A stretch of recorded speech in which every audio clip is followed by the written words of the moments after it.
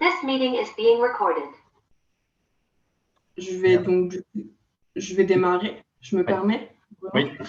Alors, bonjour à tous, d'une part. Donc, bienvenue pour le webinaire sur le régime et réglementation des dons. Je vais présenter brièvement les différents interlocuteurs de ce webinaire. Donc, moi, je vais intervenir en tout cas sur la question d'introduction. Donc, je me présente, moi, je suis Majane et je suis chargée de développement au sein du collectif des ressourceries.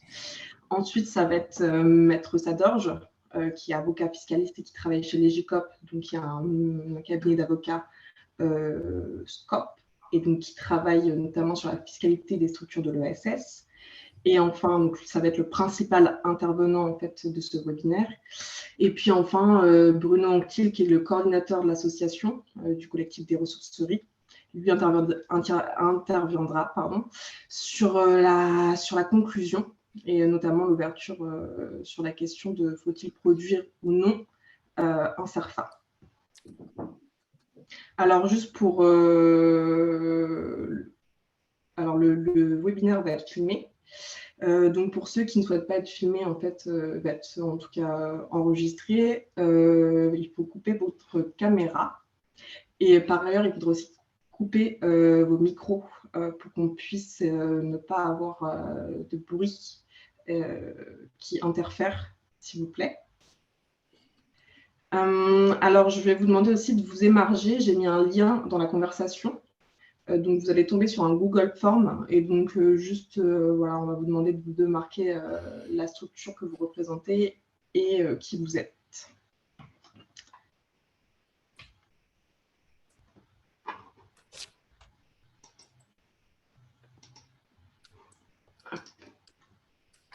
Brièvement, je vais revenir un peu pourquoi en fait on a voulu réaliser ce webinaire. On a eu une question de la part d'un de nos adhérents sur la production d'un CERFA. Et donc, au vu d'une question qui peut se répéter, en tout cas qui peut être présente au sein de vos structures, on a décidé de mutualiser et d'apporter une première réponse avec un document qui vous a été diffusé. Et donc, l'idée, c'est d'aller encore plus loin, parce que même si ça nous a permis en fait, d'apporter certaines réponses, c'est que vous soyez autonome sur ces questions. Et donc, en fait, on a décidé de mettre en place ce webinaire justement pour que vous puissiez avoir tous les tenants et aboutissants en amont, quelles sont les obligations de déclaration et en aval aussi. Et puis surtout, en fait, ce webinaire est important puisqu'il y a une évolution en fait, réglementaire et c'est aussi une veille pour vous. Et donc, ça va changer dès 2023 en fait, vos obligations fiscales en tant que bénéficiaire.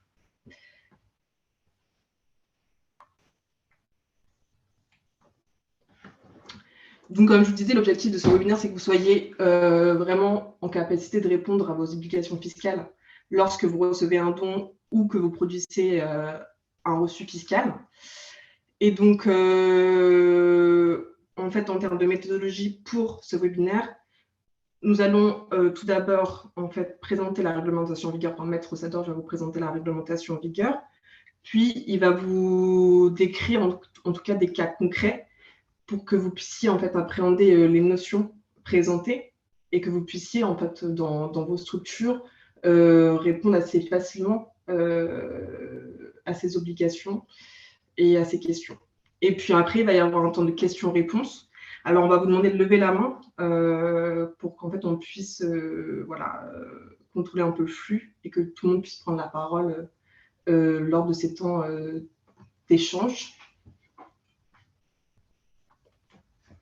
Alors, concernant le plan de l'intervention, donc comme je vous disais, on va essayer de répondre à vos obligations en amont du don. Donc, la question qui va se poser, c'est êtes-vous éligible ou pas au don? Et donc, pour cela, on va décrire les conditions. En tout cas, Maître Sadorge va décrire les conditions pour être qualifié d'organisme d'intérêt général. Et puis, on va avoir l'opportunité d'un rescrit fiscal pour vos structures. Dans un second temps, Maître Sadorge va vous expliquer en fait, en aval, une fois que vous avez produit un don, quelles sont vos obligations déclaratives. Et donc, suite à la déclaration de reçus fiscaux, délivrance et déclaration de reçus fiscaux. Et puis, au-delà d'un certain de montant de déclaration de reçus fiscaux, en fait, vous allez devoir en fait, déclarer auprès des comptes. Et puis, dans la dernière partie, l'idée, c'est que brièvement, vous connaissiez en fait l'intérêt, en tout cas pour le donateur, ou la démarche du donateur, et donc comprendre en fait quelles sont les réductions fiscales auxquelles il a le droit suite à la déclaration, la production d'un reçu fiscal.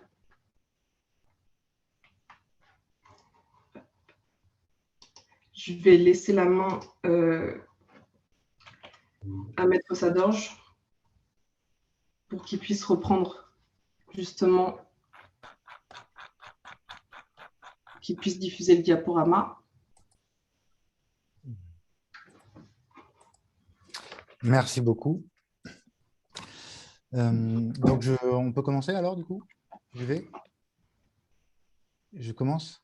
Bien, allez-y, oui. Super. Donc, Emmanuel Sadorge, effectivement, avocat au barreau de Paris, et ça fait donc plus de 10 ans que j'interviens exclusivement pour les acteurs de l'économie sociale et solidaire, et notamment depuis 2 ans au sein d'une coopérative d'avocats, non pas une SCOP, mais une droit commun, loi 47, qui est un cabinet d'affaires, en fait, on fait du droit de l'entreprise, de la fiscalité et du juridique. Et donc, on connaît bien les problématiques de fiscalité des associations, en particulier dans le secteur qu'on appelle le réemploi solidaire. Donc, effectivement, aujourd'hui, on a prévu de commencer par vous rappeler les conditions d'éligibilité au mécénat, parce que c'est quand même important de comprendre d'où on part. Il y a toujours dans le réemploi solidaire une prise de risque un petit peu en matière de fiscalité, notamment en matière de mécénat. Donc, c'est important d'avoir bien ça en tête avant de s'interroger sur quelles sont les obligations déclaratives et comptables quand on a recours à ce type de financement. Il y aura effectivement un temps de questions à la fin de mon intervention. Par contre, si vous pensez que c'est vraiment pertinent d'apporter un témoignage sur ce que je serais en train de dire, ou si vous pensez que ce serait utile, enfin que c'est utile de poser une question en cours de présentation, je pense qu'il ne faut pas hésiter à lever la main. Moi, je ne verrai pas forcément les mains levées, mais je pense que je pourrais être aidé pour me signaler quand il y a une question au fur et à mesure que je parle, parce que déjà, ça rend plus vivant l'intervention et surtout, ça permet d'assurer que tout le monde suit au fur et à mesure et que tout le monde a le même niveau de compréhension de ce que je dis, si ça vous va.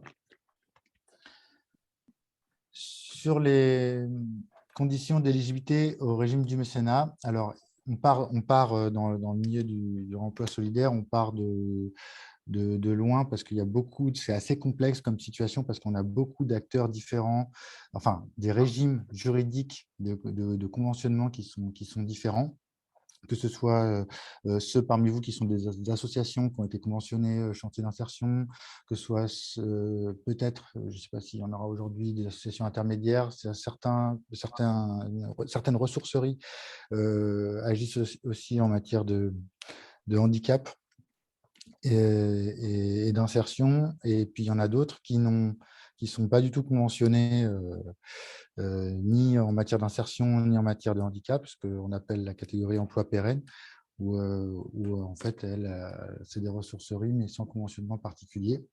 Et en fonction de ces situations-là, on ne va pas se retrouver avec les mêmes structures juridiques et donc, du coup, pas avec les mêmes régimes fiscaux. J'ai essayé de vous dessiner un panorama très rapide pour qu'on arrive à bien situer où est-ce qu'on est dans le milieu du réemploi solidaire. Donc, souvent, c'est vrai que la plupart d'entre vous, vous êtes déjà dans le secteur de l'économie sociale et solidaire, mais certaines ressourceries et recycleries sont fiscalisées alors que d'autres non. Et ça dépend souvent si elles se situent dans le secteur marchand ou dans le secteur non marchand. Donc ça, c'était la première chose. Souvent, les ressourceries sont plutôt des organismes à but non lucratif.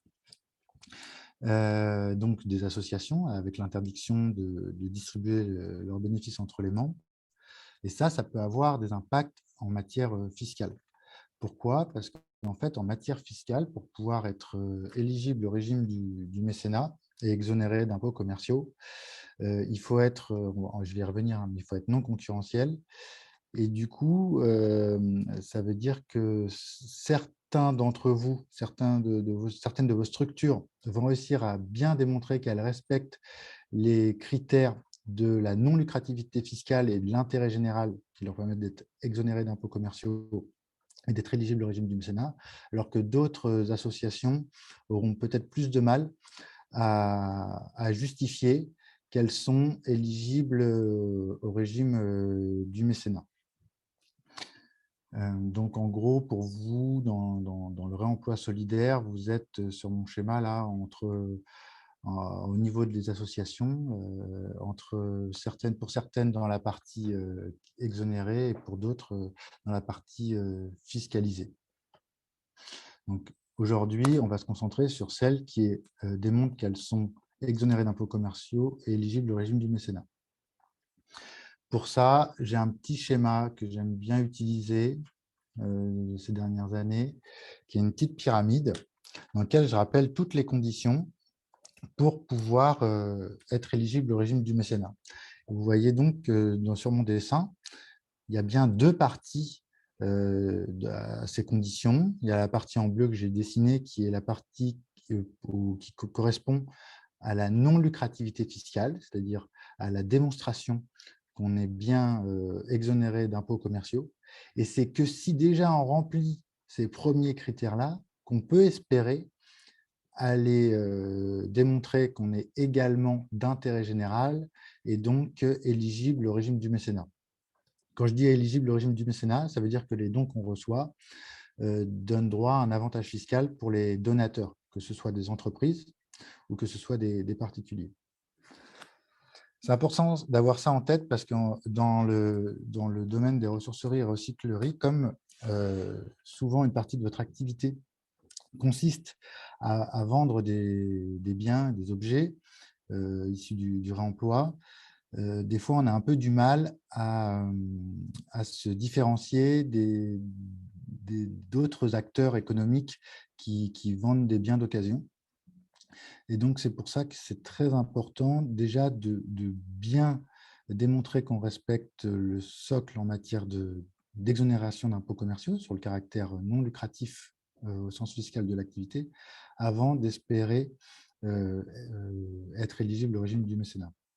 Donc, si on reprend la liste des conditions et qu'on part du bas et qu'on remonte vers le haut, la première pierre de cette pyramide, la première condition qui est indispensable pour pouvoir espérer avoir des avantages fiscaux, des exonérations d'impôts et d'éligibilité au mécénat, c'est la gestion des intéressés. La gestion des intéressés, ça veut dire que les membres du conseil d'administration, que les dirigeants de droit, hein, qui sont déclarés en préfecture quand vous êtes une asso, sont bénévoles. Ça, c'est le principe de base. Après, il y a des exceptions. Il y a deux exceptions, en fait. On peut rémunérer jusqu'aux 3/4 du SMIC ou on peut rémunérer dans le cadre d'un dispositif légal assez contraignant quand on dépasse au moins 200 000 € de recettes privées par an. Enfin, c'est une moyenne sur les 3 derniers exercices. Mais normalement, le principe, c'est le bénévolat des dirigeants. Et la problématique qui se pose souvent dans vos réseaux, c'est quelle est la place du directeur général salarié qui est censé avoir un lien de subordination avec le président ou avec son conseil d'administration.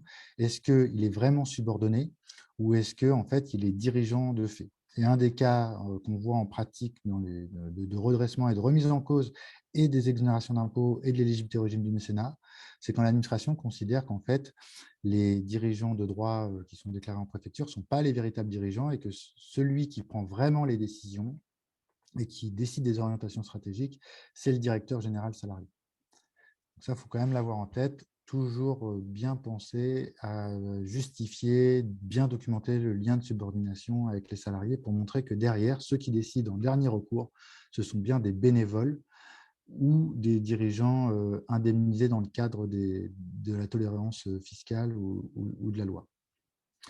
La deuxième condition, c'est de ne pas avoir de relations privilégiées avec des entreprises fiscalisées, des entreprises classiques du secteur marchand qui sont fiscalisées. Donc, c'est-à-dire ne pas être le faux-nez, en quelque sorte, d'une société commerciale et ne pas servir de moyens pour une société classique d'obtenir des débouchés, d'obtenir des marchés supplémentaires, etc.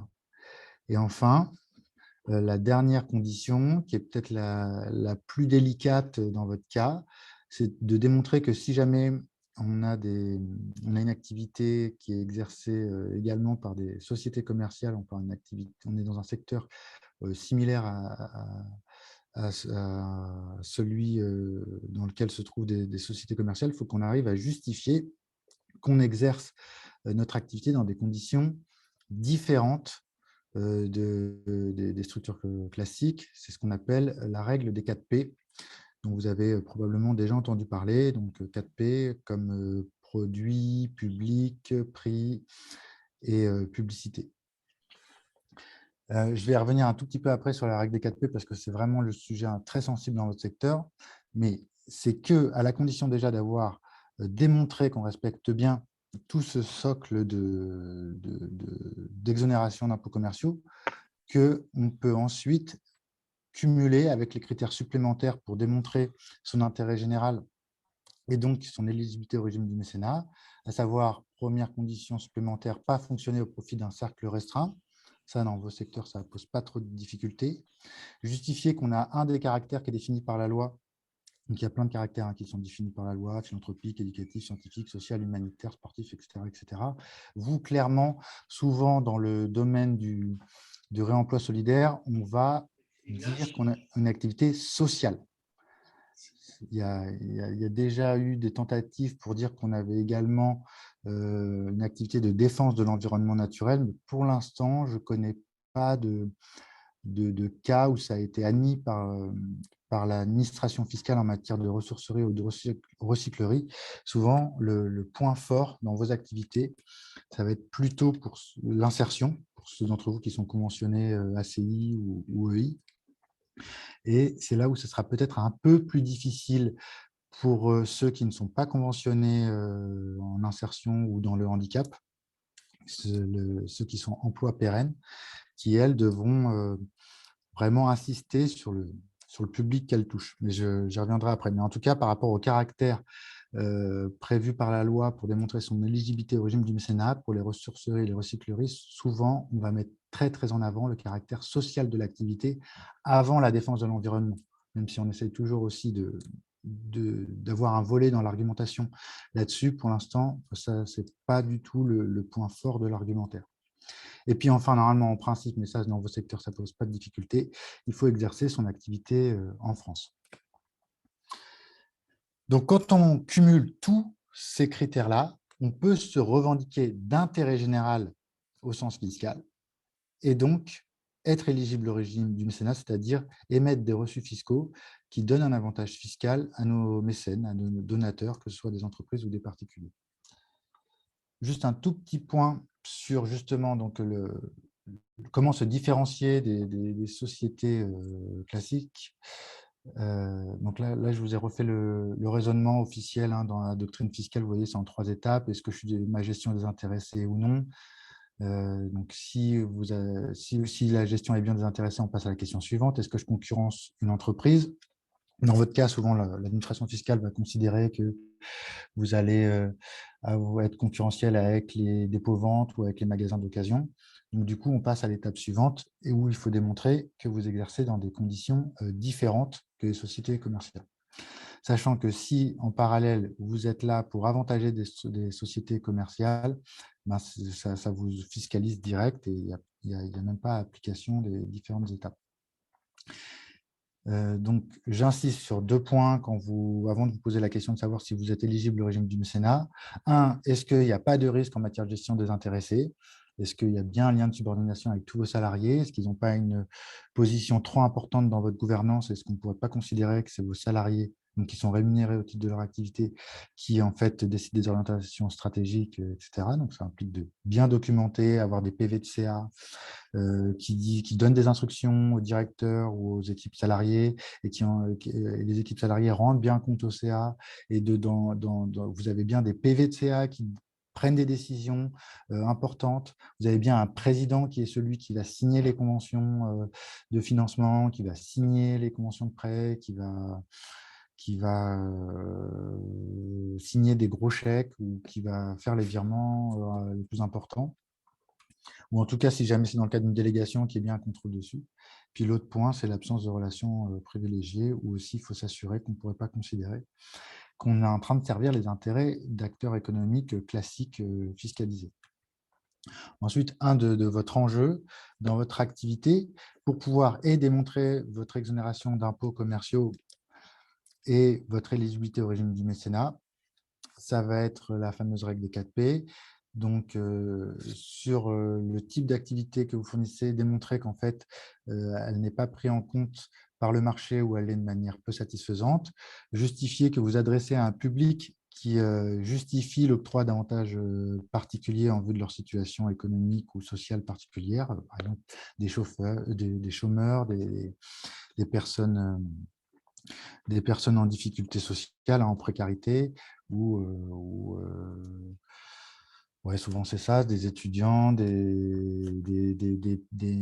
personnes soit en milieu rural très isolé, soit des jeunes issus des quartiers populaires. Enfin, il faut essayer de démontrer auprès de l'administration fiscale que c'est justifié que l'État vous autorise à bénéficier d'avantages fiscaux, enfin d'exonération d'impôts du coup, et d'éligibilité au régime du mécénat, c'est-à-dire que grâce aux dons que vous recevez, vous favorisez fiscalement des donateurs. Après, il y a deux autres critères qui sont le prix et la publicité. Normalement, les prix pratiqués doivent être inférieurs au marché. Et la publicité, vous n'êtes pas censé communiquer comme n'importe quelle entreprise, ce qui peut poser problème dans votre secteur, notamment quand vous commencez à vendre des biens sur votre site internet, comme si on était sur une boutique du Bon Coin ou même sur une plateforme d'achat en ligne comme, je sais pas moi, Darty ou autre. Là, c'est là où c'est un peu compliqué dans vos secteurs d'arriver à se différencier du secteur lucratif. Juste pour garder à l'esprit quand même à l'origine ce qui avait été décidé par l'administration fiscale il y a longtemps, il y a plus de 20 ans, pour un réseau du réemploi solidaire, il y avait eu une description assez classique qui, même si aujourd'hui on ne sait pas trop si on pourrait l'opposer à l'administration fiscale, sert quand même un petit peu de référence. Et ce qui avait été dit à l'époque par l'administration fiscale, c'était vraiment d'insister sur les prix qui étaient nettement inférieurs au marché, au moins enfin, des prix qui ne dépassent pas 60% des prix du matériel neuf.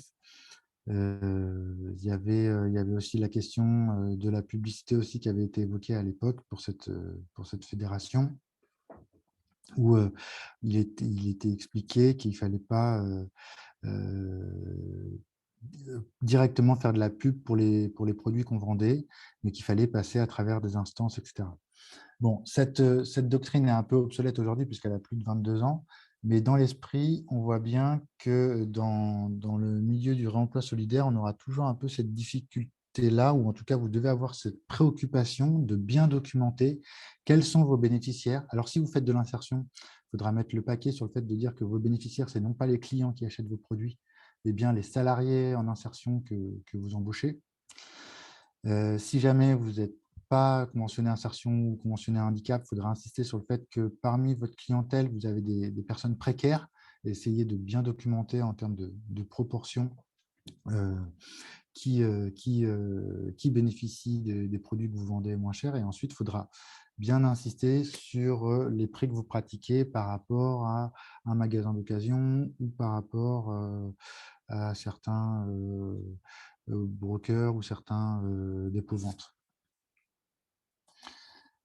Voilà pour un petit rappel vraiment très bref, parce que ce n'est pas le cœur du webinaire d'aujourd'hui, mais c'est quand même important d'avoir en tête cette problématique-là.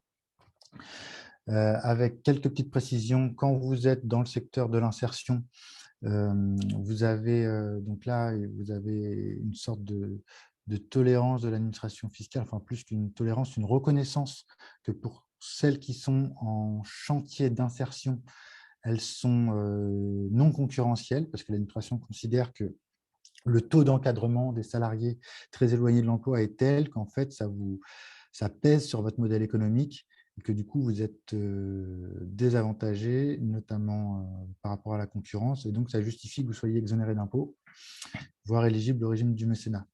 Alors qu'à l'inverse, quand vous êtes une entreprise d'insertion, convention d'une entreprise d'insertion, là, c'est plutôt l'inverse. On va plutôt présumer que vous êtes lucratif, que vous appartenez au secteur marchand lucratif.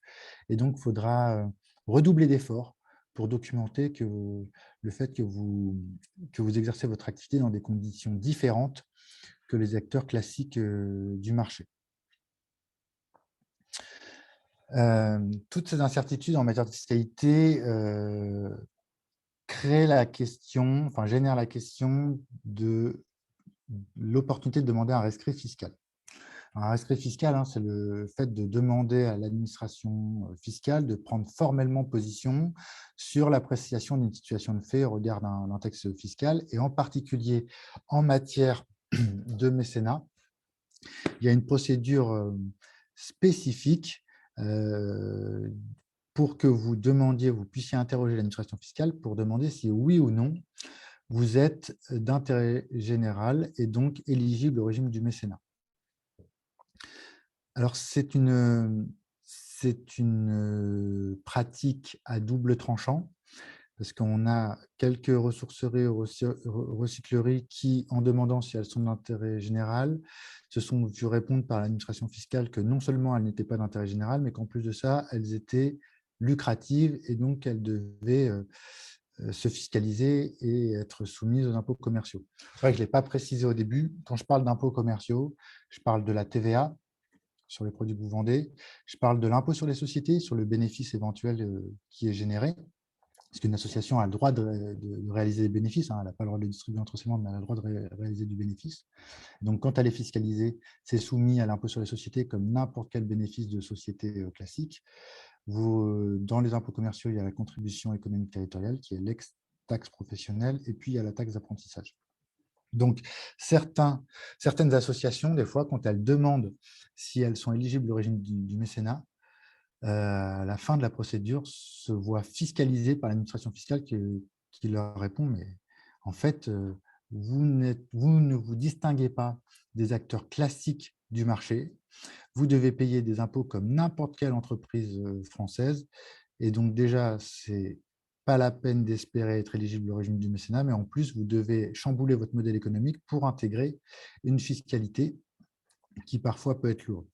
Et dans le pire des situations, la demande de rescrit peut carrément aboutir à un redressement fiscal au titre des exercices précédents. Donc, la prescription fiscale, c'est 3 exercices précédents, donc ça fait l'exercice en cours plus les 3 exercices précédents. Et ça peut être catastrophique pour certaines associations. Donc, c'est pourquoi moi, je suis toujours un petit peu mitigé sur l'opportunité d'un rescrit fiscal. C'est évidemment la situation la plus sécurisée, parce qu'une fois que l'administration fiscale a dit « oui, vous êtes exonéré d'impôts commerciaux parce que vous êtes non lucratif fiscalement, et oui, vous êtes éligible au régime du mécénat parce que vous êtes d'intérêt général », vous pouvez sans problème émettre des reçus fiscaux, être tranquille. Quand vous avez une entreprise mécène qui vient vous voir, vous sortez votre rescrit fiscal qui justifie que vous êtes bien éligible au régime du mécénat et tout le monde est content. Par contre, si jamais vous prenez un refus, là, c'est beaucoup plus compliqué. Alors, dans la meilleure hypothèse, vous prenez juste un refus sans redressement derrière. Ça veut dire que si vous continuez à émettre des reçus fiscaux malgré le refus, vous risquez des pénalités. Et là, les pénalités, elles sont très importantes, parce que quand on délivre sciemment des reçus fiscaux alors qu'on sait qu'on n'a pas le droit de le faire, le taux de l'amende, c'est le montant de la réduction d'impôt auquel a donné droit ces reçus fiscaux. Donc, on y reviendra après, mais pour le dire très rapidement, par exemple, une entreprise, normalement, son avantage fiscal, c'est 60% du montant du don. Donc, ça veut dire que si vous avez émis un reçu fiscal au titre d'un don, alors que vous n'aviez pas le droit de le faire, vous allez payer une indemnité à hauteur de 60% du don que vous avez reçu. Si c'est un particulier, c'est 66% le taux. Donc là, c'est pareil, vous risquez une pénalité de 66%. Donc ça peut être très lourd comme conséquence d'émettre des reçus fiscaux quand on sait qu'on n'avait pas le droit de le faire. C'est pour ça qu'en pratique, alors là, moi, je vous parle en tant que praticien et en tant que fiscaliste, on préfère recommander aux clients de ne pas se jeter dans la gueule du loup et plutôt monter un dossier, monter un argumentaire qui démontre point par point tous les critères qu'on vient de voir avant, la gestion des intéressés, l'absence de relations privilégiées, le respect de la règle des 4 P en disant voilà, nos bénéficiaires, c'est les publics précaires, on a documenté, on a telle fréquentation, tel pourcentage de gens, ou alors en prouvant qu'on a bien une convention de chantier d'insertion, enfin, de bien documenter le dossier pour qu'en cas de contrôle, on puisse le produire pour expliquer que, regardez, nous, de bonne foi, on considérait qu'on était d'intérêt général et donc, du coup, on a émis des reçus fiscaux. Du coup, on est en défense, quelque part, c'est à l'administration, on inverse la charge de la preuve, c'est à l'administration fiscale de venir prouver qu'on n'est pas d'intérêt général. Alors que quand vous faites un rescrit, c'est l'inverse. Vous arrivez vers l'administration fiscale en disant « Regardez, je suis d'intérêt général ». Et donc, du coup, des fois, l'administration fiscale répond simplement « Bah non, vous n'avez pas assez bien justifié votre position ». Donc, c'est plus difficile pour elle en termes de… Pour l'administration fiscale, c'est plus difficile de remettre en cause des reçus fiscaux dans le cadre d'un contrôle de comptabilité, donc en cas de contrôle après que vous les ayez émis, que dans le cadre d'un rescrit, donc quand vous avez vous pensiez avoir été prudent en demandant avant. Et là, par contre, si vous prenez un refus, ça sera très compliqué de remonter la pente. Il faudra aller contester la décision devant un collège de second examen. Et en cas de confirmation du refus, il faudra aller devant les tribunaux administratifs avec un aléa judiciaire important. Oui, je vois qu'il y a une question tout de suite. Oui, mais c'est juste pour partager l'expérience. Moi, je vous invite aussi les structures à s'adresser en tout cas aux têtes de réseau et voire aller jusqu'à l'avocat fiscaliste pour produire ce type de dossier. Au réseau national des ressourceries et ressourceries, on vient d'avoir à nouveau une structure qui est allée jusqu'au contentieux et qui a perdu en fait sur le respect. C'est très, très dangereux. Voilà. Et ça amène aussi de la jurisprudence vis-à-vis de l'État.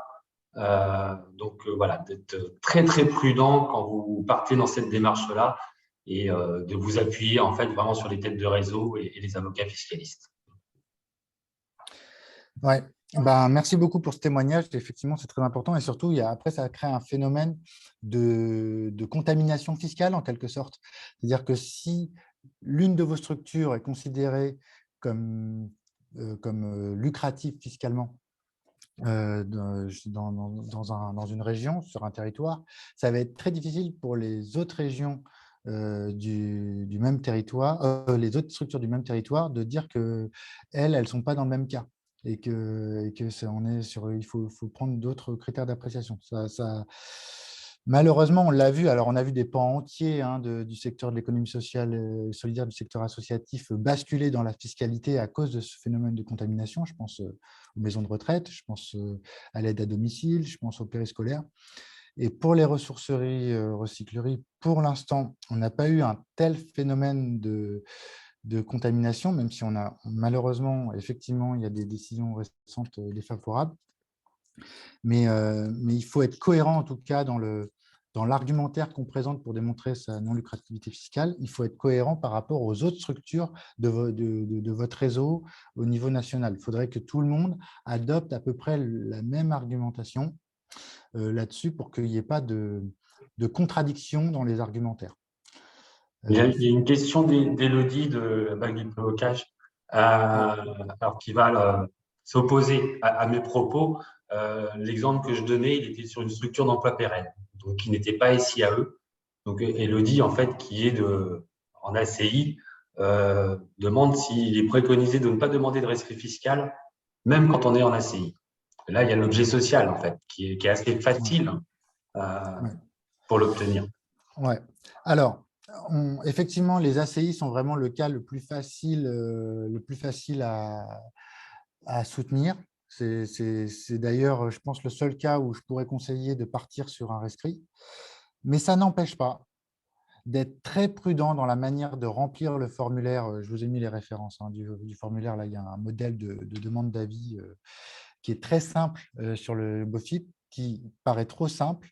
Et en fait, nous, quand on dépose un dossier de demande de rescrit, il n'a plus rien à voir avec le modèle type présenté par l'administration fiscale parce que, en fait, quelque part, ce modèle-là, il est un petit peu piégeux des fois. Des fois, les gens répondent un petit peu innocemment directement aux questions sans voir derrière toutes les implications que ça peut avoir. Et du coup, vous pouvez facilement vous faire coincer sur la gestion des intéressés, ou vous faire coincer sur l'absence de relations privilégiées avec des structures lucratives, alors même qu'au niveau de l'activité, vous étiez conventionné ACI et que vous pourriez bien démontrer une utilité sociale au sens fiscal avec la règle des 4P, etc. Donc, même quand c'est entre guillemets facile, ou en tout cas le moins risqué, il vaut mieux, et désolé, je prêche un peu pour ma paroisse, mais il vaut mieux s'entourer de professionnels, peu importe que ce soit les GICOP, mais de manière générale, prenez quand même un avocat qui s'y connaît en matière de rescrit de mécénat. C'est vraiment une matière très particulière. Et même pour des dossiers qui paraissent simples, il vaut mieux l'avoir monté avec beaucoup de soin et beaucoup de prudence, parce que nous, on a vu des clients qui nous appelaient après s'être pris un refus. Et pourtant, pour des cas qui nous paraissaient évidents en termes d'intérêt général, ça aurait dû être accepté et ça a été refusé parce qu'on a quand même identifié une tendance ces 5-10 dernières années, je dirais même 10 dernières années maintenant, de l'administration, à être de plus en plus tatillonne sur les critères, à être même, je dirais, à la limite de la mauvaise foi, justement, sur la manière d'apprécier la situation, pour essayer d'éviter d'autorité des avantages fiscaux, quoi, enfin, pour éviter de faire perdre des recettes à l'État. Donc là, je vous ai mis quelques reçus fiscaux, quelques solutions en matière de reçus fiscaux de 2010 à 2020, pour que vous ayez en tête souvent les éléments qui avaient permis de les obtenir pour pouvoir se distinguer, pour que vous ayez une idée des pratiques en matière de rescrit. Et effectivement, le dernier, celui de 2020 en Charente-Maritime, c'était un refus où l'administration fiscale a estimé que le dossier ne permettait pas de distinguer la ressourcerie des magasins de brocante, de dépôt-vente et de vente de biens d'occasion. Ils avaient estimé que ce n'était pas assez documenté, le fait qu'on ait un prix inférieur et surtout le fait que les publics bénéficiaires, ce soit des gens qui justifient l'octroi d'avantages particuliers. Et je crains que ces prochaines années, ce soit de plus en plus compliqué. Je dis ça, mais en même temps, je crois que les différents réseaux des ressourceries et recycleries ont bien en tête la problématique. Donc, il est possible aussi que le plaidoyer qui commence à se construire porte ses fruits quand même un jour et qu'on arrive à obtenir une sorte d'aménagement ou une sorte de reconnaissance de la particularité des recycleries et ressourceries non lucratives. On verra. Mais en tout cas, soyez extrêmement prudents, même quand vous êtes ACI, dans la manière de répondre au questionnaire de l'administration fiscale. Et vraiment, mon conseil déjà, c'est n'y allez pas tout seul. Prenez conseil auprès d'un professionnel, mais n'y allez pas tout seul. C'est ça ma conclusion. Mais après, c'est sûr que derrière, le rescrit fiscal offre beaucoup de sécurité, offre aussi un levier de levée de fonds en matière de mécénat parce qu'on arrivera plus facilement à convaincre des entreprises à nous faire des dons que si on n'en a pas, évidemment. Voilà pour le petit rappel rapide, mais qui était quand même important. Et donc maintenant, on peut rentrer dans le vif du sujet, sauf si vous avez des questions à ce stade-là ou des témoignages à ce stade-là.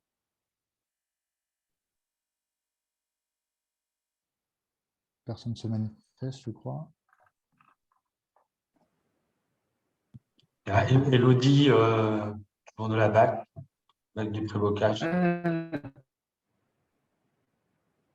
Bonjour, Bonjour. je ne sais pas si vous m'entendez. Ça coupe un peu, mais je vous entends. Oui, je ne sais pas. Bruno, vous m'entendez? Oui, oui, très bien. Ah, c'est parce que notre connexion est instable, donc je ne sais pas. Bon, je vais peut-être écrire ma question. Allez-y, hein, essayez. Est-ce que vous… Oui, c'est bon. Sur par rapport à ce que vous expliquez sur la publicité et par exemple, si on veut lancer une campagne de crowdfunding pour avoir un financement pour investir dans des locaux, alors nous, on a 2 agréments. On a un agrément chantier d'insertion, un agrément EI. On a dissocié…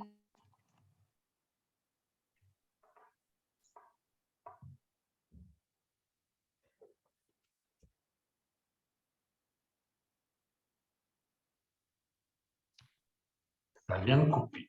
Ouais, j'ai perdu la fin de la question. C'est la difficulté de plusieurs agréments dans une structure avec à la fois un agrément chantier, un agrément entreprise d'insertion.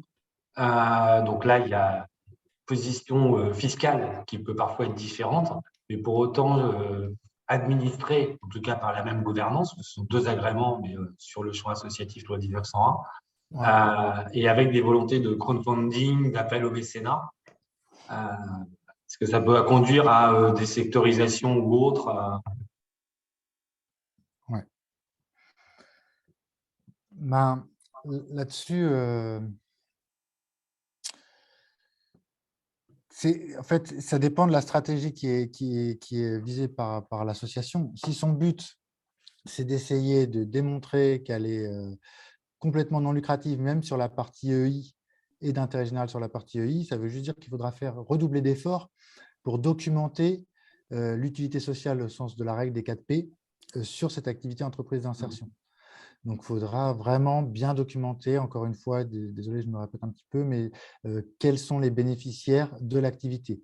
Donc, déjà, dans l'entreprise d'insertion, il faudra montrer que c'est les salariés, évidemment, les bénéficiaires, mais aussi montrer que dans le modèle économique, on est non concurrentiel, peut-être à travers les prix qui sont pratiqués, peut-être à partir des publics auprès desquels sont vendus les biens. Et si jamais on a du mal à démontrer ça, il faudra garder en tête qu'il y a un risque de fiscalisation de la partie EI. Et dans ce cas-là, dans la manière, on peut aussi jouer sur la manière dont on va faire l'opération de crowdfunding. Donc, c'est du financement participatif. Là, je comprends dans la question que c'est du financement participatif sous forme de dons. Donc, c'est de l'appel aux dons sur une plateforme, par exemple Helloasso. Et donc, si on ne veut pas prendre de risques, il faut dire que tous les dons collectés, c'est pour financer, là on parlait de biens, donc de biens immobiliers, pardon. Ça serait pour financer de l'immobilier destiné à la partie chantier d'insertion, dont on aura plus de facilité à démontrer l'intérêt général. Si par contre, dans le projet, c'est un projet global où en fait l'immobilier est partagé entre les 2 activités, là, forcément, il y a si on n'a pas la possibilité du coup de flécher juste sur l'activité d'intérêt général, il va vraiment falloir mettre le paquet sur la règle des 4P au niveau de l'activité EI. Je ne sais pas si ça répond un peu à la question. Oui, en stratégie, oui.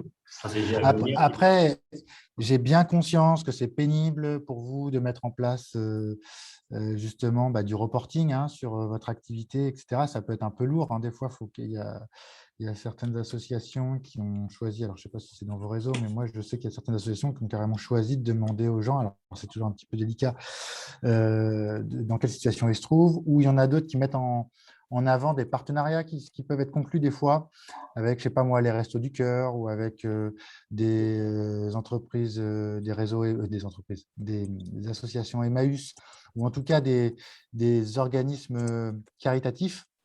Et donc, du coup, en fait, ces organismes caritatifs envoient des gens, il y a un partenariat qui est fait avec eux, ils envoient des gens acheter avec un bon ou avec, en tout cas, une reconnaissance qu'ils viennent de leur part, ce qui vous permet, vous, de suivre. Alors, évidemment, c'est lourd, etc. Mais par contre, en termes de dossier, quand vous montez le dossier pour justifier que vos bénéficiaires, c'est des personnes en situation précaire, vous sortez le nombre de personnes qui sont venues de la part des Restos du Cœur ou de la part des Emmaüs ou autres, et ça vous quand même renforce votre argumentaire de manière assez significative, quoi. Gilles, donc d'une recyclerie à Gournay-en-Bray. Bonjour, Oui, Gilles. bonjour à tous. Bonjour. Moi, c'est une question qui est peut-être plutôt une confirmation. C'est que nous, on a une bonne, pas tout à fait encore une quinzaine d'années d'existence, mais depuis la création du projet, on est assujetti aux impôts commerciaux, bien qu'étant chantier d'insertion, bien qu'étant association, bien qu'étant ayant quand même les caractères d'une activité non lucrative, en zone rurale en plus, on n'est pas une activité business. Et du coup, par définition, je suppose qu'on ne peut pas faire de reçu fiscal si la partie assujettissement est déjà actée, en fait. Ouais, je vous le confirme. En Et fait, puis, en même temps, une autre question qui était liée, c'est du coup, est-ce que le sens inverse se fait? Est-ce qu'à un moment donné, on peut demander à l'administration fiscale de nous dire, finalement, ça s'est fait il y a pas mal d'années, moi, je n'ai pas retrouvé l'historique, je n'étais pas là à l'époque. Est-ce qu'on peut réinterroger l'administration fiscale, y compris sur la lucrativité, en disant, est-ce qu'on ne pourrait pas faire le constat aujourd'hui qu'on ne l'est plus? Ça marche en sens inverse ou... Oui, alors déjà, je confirme, c'est toute l'idée de la pyramide, c'est effectivement, si vous êtes assujetti aux impôts commerciaux, ça veut dire que vous ne remplissez pas les critères de la non-lucrativité fiscale, normalement. Normalement, c'est ça que ça veut dire. Et donc, du coup, c'est pas, il y a quelques exceptions dans le spectacle vivant, mais sinon, le principe, c'est que si vous êtes assujetti aux impôts commerciaux, que vous payez de la TVA et de l'IS, c'est pas possible de demander du mécénat, enfin de se revendiquer éligible au régime du mécénat. Donc ça, je vous le confirme. Sur le fait de revenir en arrière, ça se fait. Ça se fait. C'est très difficile parce que du coup, il faut expliquer à l'administration fiscale que c'était une erreur et tout, ou que la situation a évolué. En tout cas, on part de loin puisque par définition, vous avez réussi à vivre, peut-être là, dans votre exemple, pendant une dizaine d'années en étant fiscalisé. Et donc, du coup, ça pourrait en tout cas être un indice pour l'administration fiscale que finalement, vous en sortez très bien quand vous êtes fiscalisé et donc vous êtes un acteur économique comme les autres du secteur marchand. Et donc, il faut vraiment un peu sortir les rames là pour remonter le courant et dire non, mais en fait, c'était par erreur. Normalement, certes, ça tient la route, mais en fait, on devrait être largement plus avantagé sur notre modèle économique parce que voilà, on est très social, parce que si, parce que ça. Mais d'un point de vue théorique, en tout cas, c'est possible effectivement de faire un rescrit fiscal dans le sens inverse du coup. Enfin, dans le sens inverse. De demander la confirmation que c'était une erreur si on était fiscalisé et qu'en fait, normalement, on devrait ne pas l'être. Mais c'est toujours un petit peu limite parce que en fait, la fiscalité en matière d'exonération d'impôts commerciaux, en matière de mécénat, normalement, ce n'est pas une option. Ce n'est pas on choisit d'être fiscalisé ou pas d'être fiscalisé. Normalement, c'est est-ce qu'on respecte les critères de non-lucrativité fiscale ou non. Donc, c'est ça qui est compliqué. C'est que là, il faudrait qu'on arrive à justifier que le modèle économique a évolué et que du coup, on ne respecte plus ou plutôt que maintenant on respecte les critères d'exonération d'impôts commerciaux et qu'on doit l'être de plein droit, quoi. C'est possible, mais difficile. En tout cas, c'est moins risqué que Ah dans bah forcément, c'est moins risqué puisque ce sera... on n'a rien à perdre, quoi. Non, je pense que vous n'avez rien à perdre. Après, bon, attention, hein, des fois, il n'y a pas... Si vous êtes fiscalisé, c'est peut-être que ce n'était pas Ouais, peut-être économiquement qu'il y a une raison. si terrible que ça, parce que du coup, quand vous êtes à la TVA, par exemple, certes, vous collectez de la TVA, On y a des avantages, oui. mais voilà, vous collectez de la TVA auprès de vos clients, mais par contre, vous Il est pouvez à l'équilibre, déduire on n'a celle pas que... d'IS. Voilà. Ah oui, voilà. Si vous êtes à l'équilibre, vous n'avez pas d'IS. Si vous n'avez pas trop d'actifs professionnels de grande valeur, vous n'allez pas payer beaucoup de cotisations foncières des entreprises. Si vous avez un chiffre d'affaires inférieur à 500 000 euros, vous n'allez pas payer de cotisations sur la valeur ajoutée des entreprises. Donc, ça se trouve économiquement, finalement, le fait de pouvoir récupérer la TVA sur les biens et les services que vous achetez, vous vous en sortez bien parce que peut-être... Après, ça dépend à quel est votre public, hein. Par exemple, je sais que certaines ressourceries, recycleries vendent à des professionnels. Pour eux, ce n'est pas grave de collecter de la TVA, enfin de mettre de la TVA sur leur prix, puisque leurs clients professionnels peuvent récupérer la TVA. Je ne sais pas si là, c'est votre cas. Non, on vend essentiellement des particuliers. Ah ouais, bon, là, dans ce cas-là, par contre, c'est le taux. Enfin, ça dépend de quel type de produit, mais il y a Sur les biens, on a trouvé un petit taux de TVA avec un taux réduit pour les biens d'occasion quand on les achète qui fonctionne quand on les achète en masse, etc. A priori, OK. ça ramène Ouais. le taux de TVA à 10% au lieu des 20. OK. Ouais. Quand vous les achetez, en fait, c'est ça? Parce qu'en fait, du coup, c'est une TVA sur la marge. D'achat, en fait, comme on n'a pas de prix d'achat des biens qu'on vend, puisque c'est des biens qui nous sont Ouais. abandonnés dans le cadre du service public de gestion des déchets, ils n'ont pas de valeur sur lequel on applique la TVA. Et donc, il y a un calcul qui peut être fait en ramenant le taux de TVA à 10%, en fait. Enfin, au total, ça fait comme si c'était une TVA à 10, c'est ça? Ouais, par rapport à l'assiette. OK. Ouais, justement, donc vous faites partie des rares qui ont réussi à trouver un modèle économique qui marche avec de la fiscalité. Avant de se dire que vous n'avez rien à perdre, faites quand même une simulation si jamais vous perdez, par exemple, la récupération sur toute la TVA des services que vous achetez, quoi. Mais bon, a priori, souvent, quand on fait les simulations, c'est quand même plus avantageux d'être exonéré d'impôts commerciaux. Et surtout, ça vous offre la possibilité d'aller chercher des mécènes, chose qui aujourd'hui, normalement, n'est pas possible. Enfin, vous n'avez pas la capacité d'émettre des reçus fiscaux. Et donc, souvent, on s'y retrouve quand même. Enfin, on a plus d'avantages à être exonéré d'impôts éligible au régime du mécénat que fiscalisé. Il faut regarder les modèles économiques. On a retrouvé Elodie.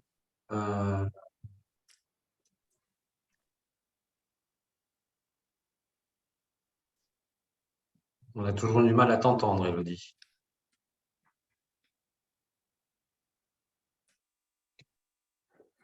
Peut-être qu'il y a une question dans le chat.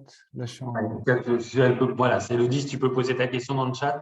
Il y avait une autre question dans le chat, sur les campagnes de financement via les réseaux sociaux. Ouais. Donc, pour obtenir des ressources économiques, est-ce que c'est de la publicité concurrentielle? Donc, il y a un risque de ne pas respecter un des 4 P par rapport à ça. Là, j'ai envie de dire, il faut être subtil. Il faut être subtil dans la communication. C'est-à-dire qu'il faudra toujours essayer, dans la manière dont on communique sur son activité de recyclerie ou de ressourcerie non lucrative, de non pas mettre en avant les produits en disant 4 pour le prix de 3 ou des choses comme ça, où ça fait vraiment très commercial et très, très classique, mais plutôt insister sur venez nous voir pour une société plus… avoir un message plus en lien avec le caractère social de l'activité et voire même le caractère écologique. Et donc, du coup, dans la manière de communiquer, s'assurer sur des petits détails de pouvoir dire qu'on se différencie des entreprises commerciales. Et le premier conseil, c'est d'éviter déjà de mettre des produits spécifiques ou des offres spécifiques de produits dans la communication et plutôt rester général sur la solidarité, enfin sur le caractère solidaire de votre activité, sur le fait d'inviter les gens à venir à la boutique, au magasin, rappeler que vous avez une équipe avec des gens en insertion.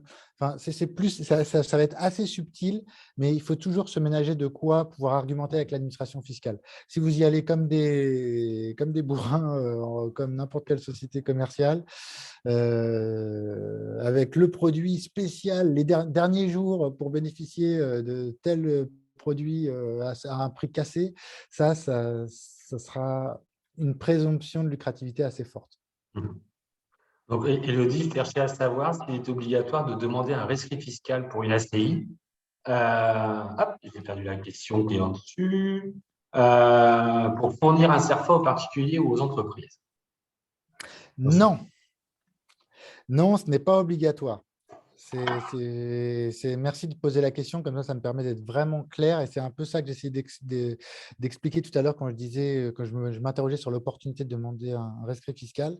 C'est-à-dire que comme la fiscalité est un régime déclaratif, en fait, c'est vous qui assumez le risque. C'est-à-dire que, et c'était un peu ça ma position tout à l'heure, de dire, vous préparez le dossier, l'argumentaire, vous avez regardé les textes de loi en fiscalité, vous estimez que vous répondez à tous les critères légaux pour être exonéré d'impôts commerciaux et éligible au régime du mécénat, et donc vous estimez être dans votre bon droit en émettant des reçus fiscaux.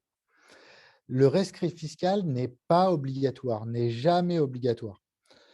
Des fois, on a un peu cette idée-là parce que déjà, l'administration aimerait bien que tout le monde demande avant, parce que ça leur permettrait de dire non de manière beaucoup plus industrielle. Mais en fait, c'est simplement déclaratif. C'est vous, organisme, qui appréciez votre propre situation et vous n'êtes pas du tout obligé de demander la confirmation de l'administration fiscale sur votre analyse. En fait, les contrôles se font a posteriori. Donc, par contre, vous avez tous le risque ici, n'importe quelle structure que vous soyez, qu'un jour, de recevoir un courrier qui vous dit « Attention, il va y avoir tel inspecteur qui va passer chez vous à telle date pour faire un contrôle de comptabilité ».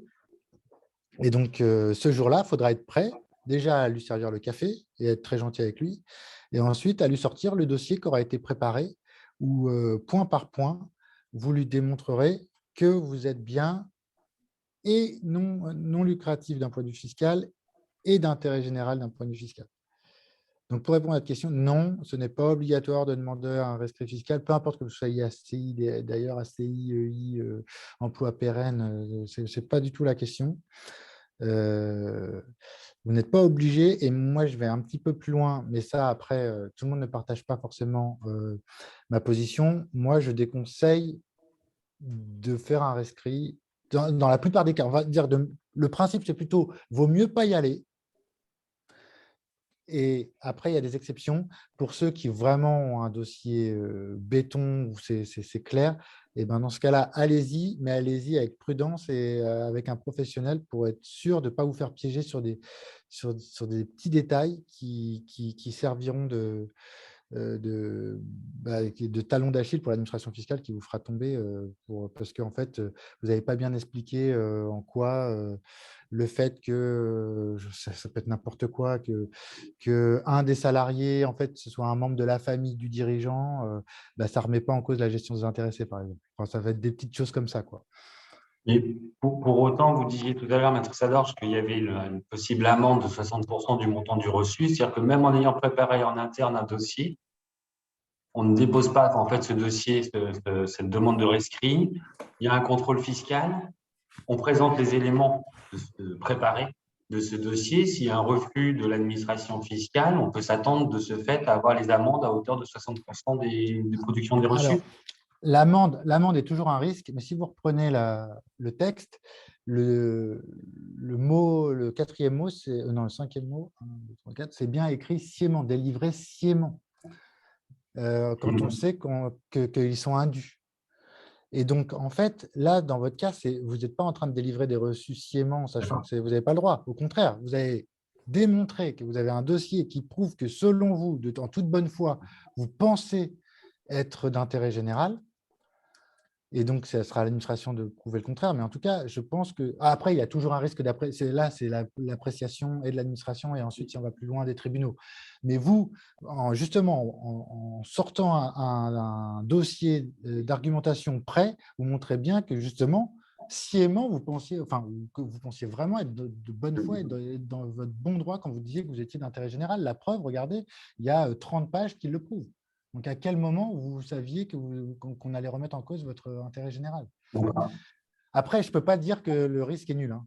Évidemment, ça sera une question d'appréciation. Et non, je ne peux pas vous dire qu'il y aura zéro risque de se prendre la pénalité. Là où vous êtes sûr de vous la prendre, c'est si vous demandez un rescrit, qu'on vous dit non et que quand même vous émettez des reçus fiscaux. Là, ça sera quasiment indéfendable comme dossier. En fait, il faudrait, dans ce cas-là, quand vous prenez un refus négatif et que vous renoncez à faire tous les recours, etc., avant de réémettre des reçus fiscaux, vous avez intérêt à changer du sol au plafond votre organisation, votre fonctionnement, la manière de présenter votre activité, etc., pour expliquer qu'en fait, que maintenant, depuis ce refus, vous avez changé votre manière de fonctionner, vous n'êtes plus dans la même situation qu'au moment où on vous a donné le refus, et c'est pour ça que vous êtes permis de réémettre des reçus fiscaux. Mais ça sera toujours un petit peu limite, justement par rapport au sciemment délivré des reçus fiscaux indus, quoi. Une dernière question avant de passer réellement dans l'aspect CERFA. Dans le cas d'activités multiples en structure d'insertion, donc avec une fiscalité globale unique, dans le cas d'un don ou de mécénat sur une seule activité, est-ce qu'il y a un risque de fiscalisation de l'ensemble des activités? Le côté cannibalisation, en fait, hein, Alors, là, vous disiez un don qui, justement, est fléché sur l'intérêt général, dans votre exemple. Pour moi, je le traduis comme ça, oui. Parce que ça, c'est bon. Ça, c'est bon. Ouais, mais ça, c'est possible. Il faut juste bien justifier que le don, il faut qu'il y ait un engagement de l'organisme bénéficiaire vis-à-vis du donateur, que son don sera bien utilisé uniquement pour l'activité d'intérêt général qui donne droit à reçu fiscal, justement, avantage fiscal. Et il faudra ensuite, en compta, faire le suivi de cette somme et montrer qu'elle a bien été utilisée à cette fin. C'était votre exemple entre le chantier d'insertion et l'entreprise d'insertion, c'est de bien Exactement. flécher les choses au moment de la réception du don. Bon, là, malheureusement, c'était un peu théorique mon exemple parce que j'imagine que la campagne de crowdfunding, c'est pour l'immobilier qui va concerner les deux activités. Bien sûr. Mais sinon, oui, ça peut être une solution des fois. Faire des dons, de la collecte de dons, que flécher exclusivement sur la partie intérêt général. Oui, excusez-moi, parce que du coup, nous, on a eu un problème de connexion Internet et je me suis connectée avec mon téléphone. Donc, Sophie Courtois, dirigeante de la ressourcerie Résiste à Rouen. Donc, nous, on n'a jamais demandé de rescrit fiscal, mais par contre, on fait des petits CERFA de dons chaque année aux administrateurs sur les kilomètres pour leurs impôts. Et je me demande si on est dans les clous. On est agrément ESUS, donc on a bien eu l'agrément ESUS. On avait fait un premier courrier quand on a créé l'association Résiste à l'administration fiscale qui nous avait répondu que voilà, on était dans les clous. Mais voilà, est-ce que quand on fait des CERFA, enfin des petits reçus de dons avec les kilomètres pour permettre aux administrateurs de déduire ça de leurs impôts, est-ce qu'on est dans la légalité ou pas si on n'a jamais reçu un document des impôts comme quoi on pouvait émettre des CERFA de dons? Alors du coup, l'administration fiscale, quand elle disait que vous étiez dans les clous, c'était sur quoi? C'était quand on a fait la demande de la création de Résiste, on a prévenu les impôts qu'on crée une ressourcerie, donc bien sûr avec insertion, la dimension environnementale, sociale, solidaire, écologique. Ouais. Et on avait reçu un simple courrier qui disait qu'on était bien dans le cadre de non assujettis à la TVA. Enfin, Ok. voilà. Donc eux, ils ont répondu sur le bas de la pyramide, en Oui. disant que vous étiez exonéré d'impôts commerciaux, ce qui est déjà très bien, hein, parce que souvent, c'est dans les ressourceries recycleries, c'est le caractère non concurrentiel qui est mis. Déjà, ça, c'est très précieux, hein, ce courrier, ce simple courrier. Après, alors, juste, je fais des petites parenthèses parce qu'il y a plein de choses qui sont peu sportives, mais ESUS, pas ESUS, c'est pas pris en compte dans l'analyse de l'administration fiscale. Alors nous, évidemment, on essaie de le valoriser sur le côté utilité sociale qui a été reconnu par la DRET, c'est tout, mais en réalité, pour l'administration fiscale, c'est pas un critère. Vous avez d'ailleurs des SAS, enfin des sociétés commerciales qui sont ESUS. Du coup, c'est pas ça qui va nous distinguer. Et en ce qui concerne les frais kilométriques, alors là, vous mettez un doute. Parce que, alors, le principe, normalement, c'est qu'on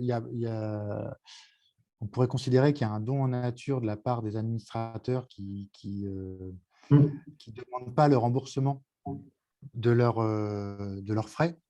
Par contre, pour moi, normalement, ça se fait aux frais réels, ça. Là, j'imagine que vous vous basez sur le forfait kilométrique des URSSAF ou en Non. matière sociale.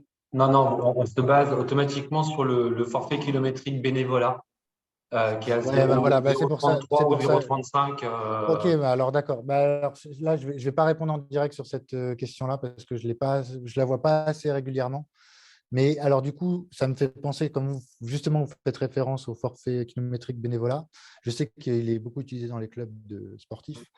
Il est possible, du coup, que vous soyez dans les clous, puisque du coup, vous mettez dans un dispositif qui a été encadré. Normalement, le principe, c'est le frais réel. Après, il y a des exceptions, justement, il y a des tolérances administratives. Le forfait kilométrique bénévolat, je n'ai pas cette question spécifique là-dessus pour pouvoir vous répondre en direct sans vérifier. Mais là, déjà, en me rappelant qu'il existe, ça me fait dire que ça se trouve, c'est bon, ça a été bordé parce qu'il y a un dispositif spécifique là-dessus. Très bien. On engage la partie CERFA, Massoud. Oui, c'était juste pour savoir si en effet, les CERFA de dons, on peut les faire, quoi. Donc, a priori, là, il y a un des participants qui dit que oui, mais voilà, on n'est pas… Ouais, mais du coup, vous considérez que vous êtes d'intérêt général. D'ailleurs, vous sortez un courrier peut-être ancien de l'administration fiscale, mais vous, c'est comme ça que vous l'avez pris. En plus de ça, vous faites de l'insertion, etc. Donc, à vous de bien documenter. Donc, à partir du moment où vous considérez d'intérêt général, vous considérez que vous avez le droit d'émettre des reçus fiscaux. Donc, faites-le, évidemment. De toute façon, il y a forcément une partie, sinon on ne fait plus rien. Enfin, il y a forcément une partie de gestion du risque. Soit vous allez jusqu'au bout et vous dites, je ne prends aucun risque, et dans ce cas-là, je vais carrément demander un rescrit fiscal. Pourquoi pas si vous le faites avec beaucoup de prudence. Mais soit, une fois que vous avez décidé stratégiquement que vous revendiquez l'intérêt général, n'hésitez pas à faire des reçus fiscaux pour tous les gens qui vous aident gratuitement, enfin qui vous font des dons, que ce soit des dons en nature, que ce soit des dons en numéraire. D'accord, merci. Parce que justement, de toute façon, je pense que vous allez aborder ça, mais par exemple, on a fait une grande vente sur un lieu qui s'appelle le quartier libre de Rouen, anciennement la Friche Lucien, et qui nous ont prêté donc leur garden 2 fois 3 jours et avec un CERFA de don. Ils nous ont demandé, ils nous ont pas facturé la mise à disposition du garden, ils nous ont demandé un CERFA de don qu'on a signé. Donc ça, c'est… Voilà, parfait. On va pouvoir entrer là-dedans sur Voilà. les nouvelles obligations. Alors, en matière justement de CERFA de don, la doctrine vient d'évoluer. Ça date du 8 juin, la dernière publication sur le BOFIP, le bulletin officiel des finances publiques. Et tout ce qu'on peut vraiment dire, c'est que depuis la loi séparatisme, là, vous savez, cette loi qui maintenant nous oblige, quand on est une association, à s'engager à respecter les valeurs de la République, le drapeau, tout ça. Là. En plus de ça, elle est venue faire peser des obligations supplémentaires en matière de déclaration fiscale quand on émet des reçus fiscaux, très, très lourdes pour les organismes bénéficiaires, enfin plus lourdes qu'avant.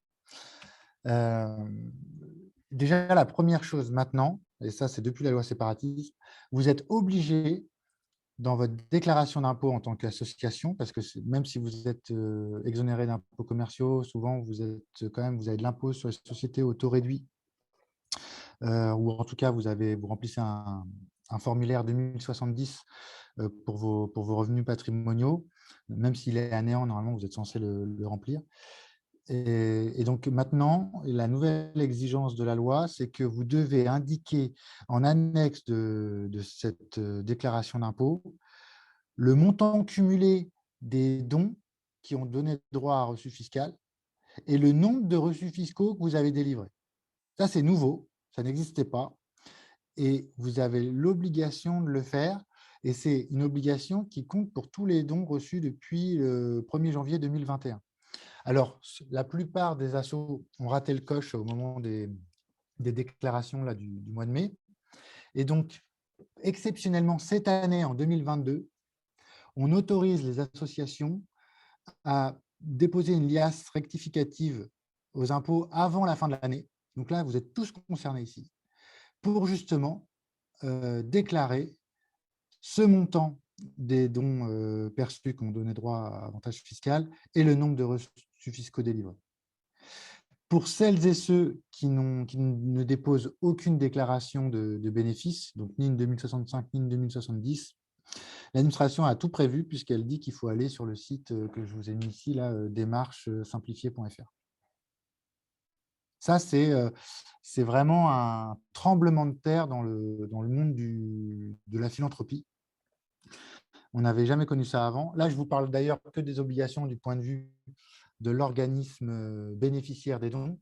Il faut savoir que du côté de l'entreprise versante, vous avez aussi des conditions beaucoup plus sévères où maintenant elles doivent détailler montant par montant, date par date, bénéficiaire par bénéficiaire, à qui elles ont fait des dons, combien, et avoir le reçu fiscal à chaque fois en face pour le justifier. Et la nouveauté de la nouvelle réglementation, c'est que tout ça, c'est valable également pour les dons en nature. Alors, bon, déjà, il y a un nouveau reçu fiscal du coup pour les entreprises, qui est spécial pour les entreprises. Avant, vous aviez surtout un reçu fiscal pour les particuliers. Donc, vous aviez un modèle de reçu fiscal pour les particuliers. Et maintenant, l'administration a établi un reçu fiscal pour les entreprises mécènes et que vous devez remplir, vous, en tant qu'association. Enfin, vous risquez d'avoir, enfin, vous devez, pardon, je vais mettre un tout petit peu de nuance. Disons que les entreprises mécènes, donatrices, ont une telle pression maintenant administrative en termes de déclaration pour pouvoir avoir un avantage fiscal quand elles font un don en nature aux associations, qu'elles risquent d'exiger systématiquement le nouveau reçu établi par l'administration fiscale. Ça va devenir de plus en plus difficile de refuser d'émettre un reçu fiscal en contrepartie d'un don, parce que je pense, enfin on verra bien à la pratique, mais je pense qu'il y aura beaucoup d'entreprises qui ne voudront plus prendre le risque de ne pas avoir un reçu fiscal en face du don qu'elles ont fait. Donc, il y a un nouveau modèle de reçu fiscal, et dans ce nouveau modèle de reçu fiscal pour les entreprises, il y a un encart spécial pour les dons en nature, dans lequel maintenant l'association bénéficiaire doit valoriser le don, alors qu'avant, vous n'aviez pas du tout l'obligation de dire ça vaut tant. Vous aviez juste l'obligation de dire voilà, j'ai reçu 2 palettes de tel produit, ou j'ai reçu l'aide de tel salarié mis à disposition tel nombre de jours pour faire telle et telle tâche. Ça, c'est fini. Enfin, c'est fini. Vous devez toujours décrire de manière exhaustive les biens et les prestations que vous avez reçus en nature. Mais en plus de ça, vous devez indiquer la valeur totale du don que ça représente. Et cette valeur-là, c'est l'entreprise donatrice qui doit vous l'indiquer. Et dans les obligations justement qui pèsent sur l'entreprise, sur les nouvelles obligations qui pèsent sur les entreprises mécènes donatrices, il y a le fait qu'elles ont l'obligation de vous donner le montant indiqué sur le reçu fiscal. Ça, c'est vraiment, mais ça date du 8 juin, quoi. Ça vient de sortir.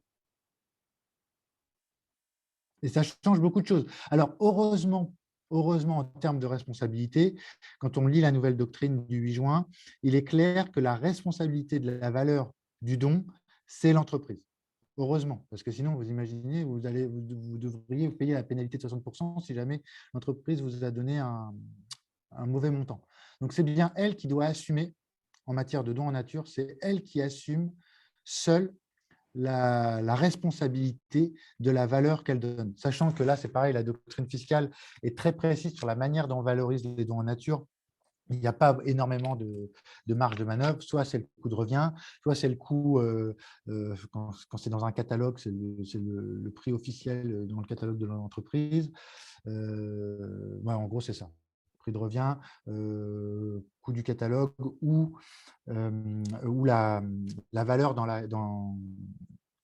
la valeur qui a été prise en compte pour calculer la plus-value ou la cession du bien, enfin la valeur qui est inscrite en comptabilité dans les comptes de l'entreprise.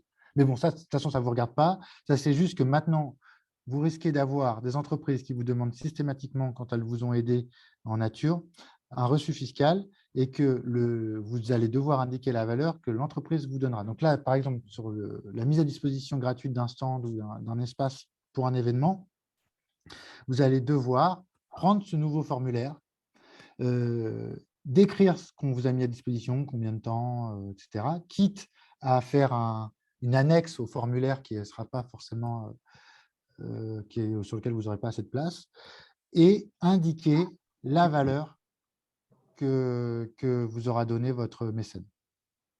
C'est la grande nouveauté dans le genre. C'est la grande nouveauté. Que dit Agnès Larginet de Croix-Rouge Insertion. On dit qu'elle procède comme cela depuis 5 ans.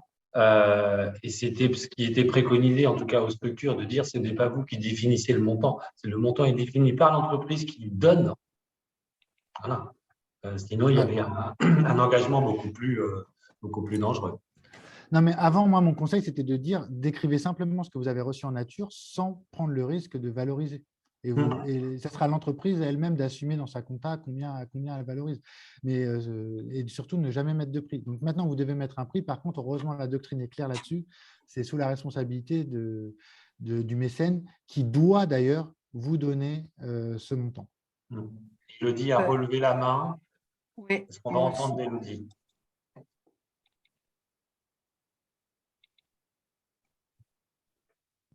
Je vais lire sa question en fait.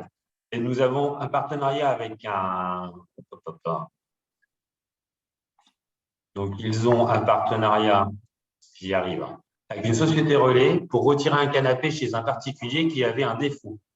Au lieu de retourner le produit auprès de l'entreprise, nous l'avons repris et nous devons fournir un CERFA avec valeur transmise par cette société relais. On est un peu en train de faire du croisé sur l'invendu ou le produit avec défaut et qui donne un avantage quand même à la société.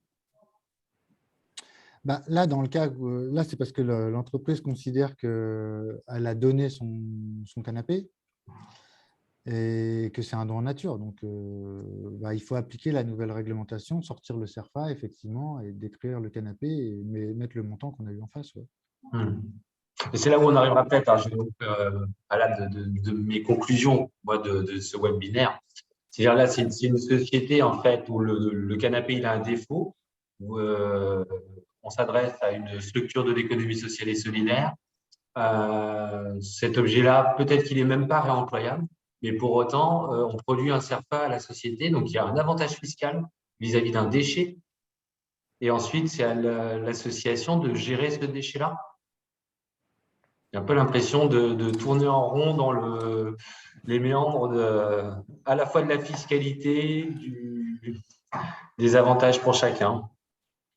Non, je comprends. Mais le problème, c'est que si jamais vous ne le faites pas, le risque, c'est que vous n'ayez plus ces objets-là. Et ce sera l'objet de la conclusion avec cette grande difficulté, en fait. Jusqu'où il faut aller d'un point de vue éthique ou autre vis-à-vis de Mais c'est vrai que c'est hyper limite de la part de l'entreprise, puisque ça se trouve, pour elle, c'était perdu. Et que là, elle va quand même réussir à optimiser en ayant un avantage fiscal là-dessus. Mais ça ne veut pas dire qu'elle ne risque pas de se faire reprendre quand même. Parce que si c'est vraiment un invendu et qu'il était invendable, ça veut dire que peut-être que c'était indu ce qu'elle faisait.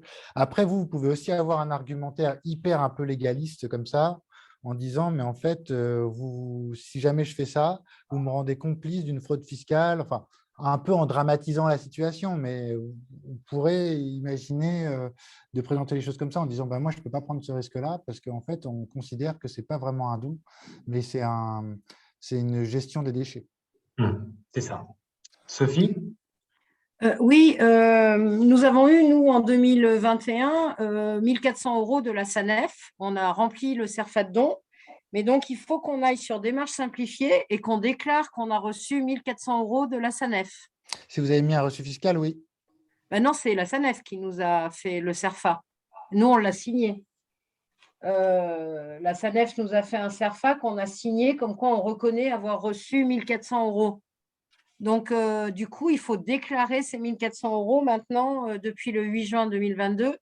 Il faut aller déclarer sur le site des impôts comme quoi on a eu un don de 1 400 €. Oui. Et quand vous parlez des dons en nature, c'est par exemple les heures des bénévoles, il faut les déclarer aussi? Si vous avez émis des reçus fiscaux en face, oui. Et d'accord. En fait, maintenant, il y a un contrôle des reçus fiscaux. On ne peut plus émettre des reçus fiscaux comme ça. Vous devez rendre compte, reçus fiscal. De toute façon, le montant total qui ont donné droit à avantage fiscal doit figurer dans vos déclarations annuelles. Donc, soit parce que vous avez l'habitude de faire une déclaration annuelle, soit sur le site de démarche simplifiée. Mais oui, maintenant, on fait peser sur l'organisme bénéficiaire une obligation de rendre compte du montant qui donne droit à avantage fiscal et du nombre de reçus fiscaux.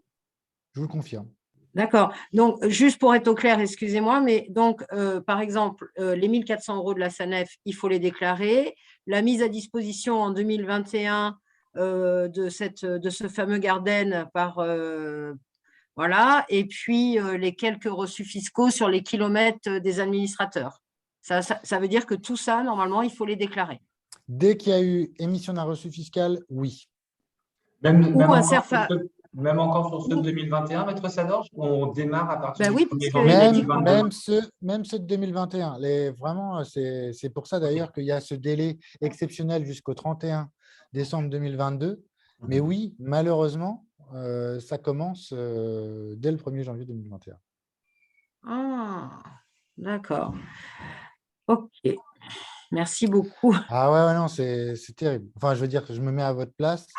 Mais nous, on a été, mais déjà, on n'était pas super enthousiaste quand on a vu le fait de devoir s'engager à respecter le drapeau, les valeurs de la République. Enfin, des fois, on trouvait que c'était risqué, enfin, de subordonner l'octroi de subventions au respect des principes de la République. On trouvait que c'était un peu trop mou comme notion et du coup, un petit peu politique.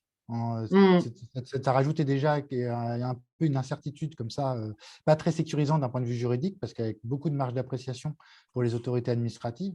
Mais en plus de ça, ils ont rajouté toute une… voilà, on est en train de regarder tout un tas d'obligations en matière de financement et de dons, quoi. Et on a l'obligation d'afficher ce fameux texte dans nos structures, comme quoi on respecte la République, le drapeau, etc. Vous devez signer la charte. Il faut produire un papier comme quoi vous l'avez adopté et vous l'avez signé, quoi. Donc, Ils ne sont pas encore adressés à toutes les associations. mais ça sera au moment où vous ferez vos demandes de subvention qui vous le demanderont. Ah ouais, non, c'est une période un petit peu bizarre pour le monde associatif en ce moment. Il y avait une question sur le mécénat de compétences. Est-ce Oui. que là aussi, ça s'applique? Complètement. Et d'ailleurs, il est visé expressément dans les dons, puisqu'on parle bien de, je crois qu'ils disent, description exhaustive des biens et prestations reçues et acceptées et détail des salariés mis à disposition. Donc, clairement, le mécénat de compétences est visé par là. Après, si vous arrivez à à convaincre votre mécène qu'il n'y aura pas de reçu fiscal, si vous y arrivez, tant mieux pour vous, parce que du coup, ça vous allège, vous, de l'obligation à la fin de l'année en matière déclarative. Mais normalement, oui, vous devez faire rentrer ça dans vos obligations déclaratives. Je passe parce qu'il y a deux autres points, donc j'avance un tout petit peu et après, je répondrai à vos questions. Bon, sur le formulaire, vous verrez, il y a les dons multiples qui sont prévus, c'est-à-dire que pour certains mécènes réguliers, vous n'êtes pas obligé de faire un reçu fiscal, mais vous pouvez juste faire un reçu fiscal pour la période. de l'année civile correspondante, ça c'est possible, et qui récapitule et les dons en nature et les dons en numéraire, etc. Mais du coup, un seul reçu fiscal. Et surtout, alors, c'est un autre point qui est très important, qui était peut-être pas aussi évident que ça, mais que je me suis dit dont il fallait quand même parler, c'est que maintenant, dans les conventions de mécénat, quand vous avez prévu des contreparties aux dons, vous savez, des fois, en remerciement du mécène, vous lui… alors, soit, enfin, chacun trouve des idées, mais soit vous vous engagez à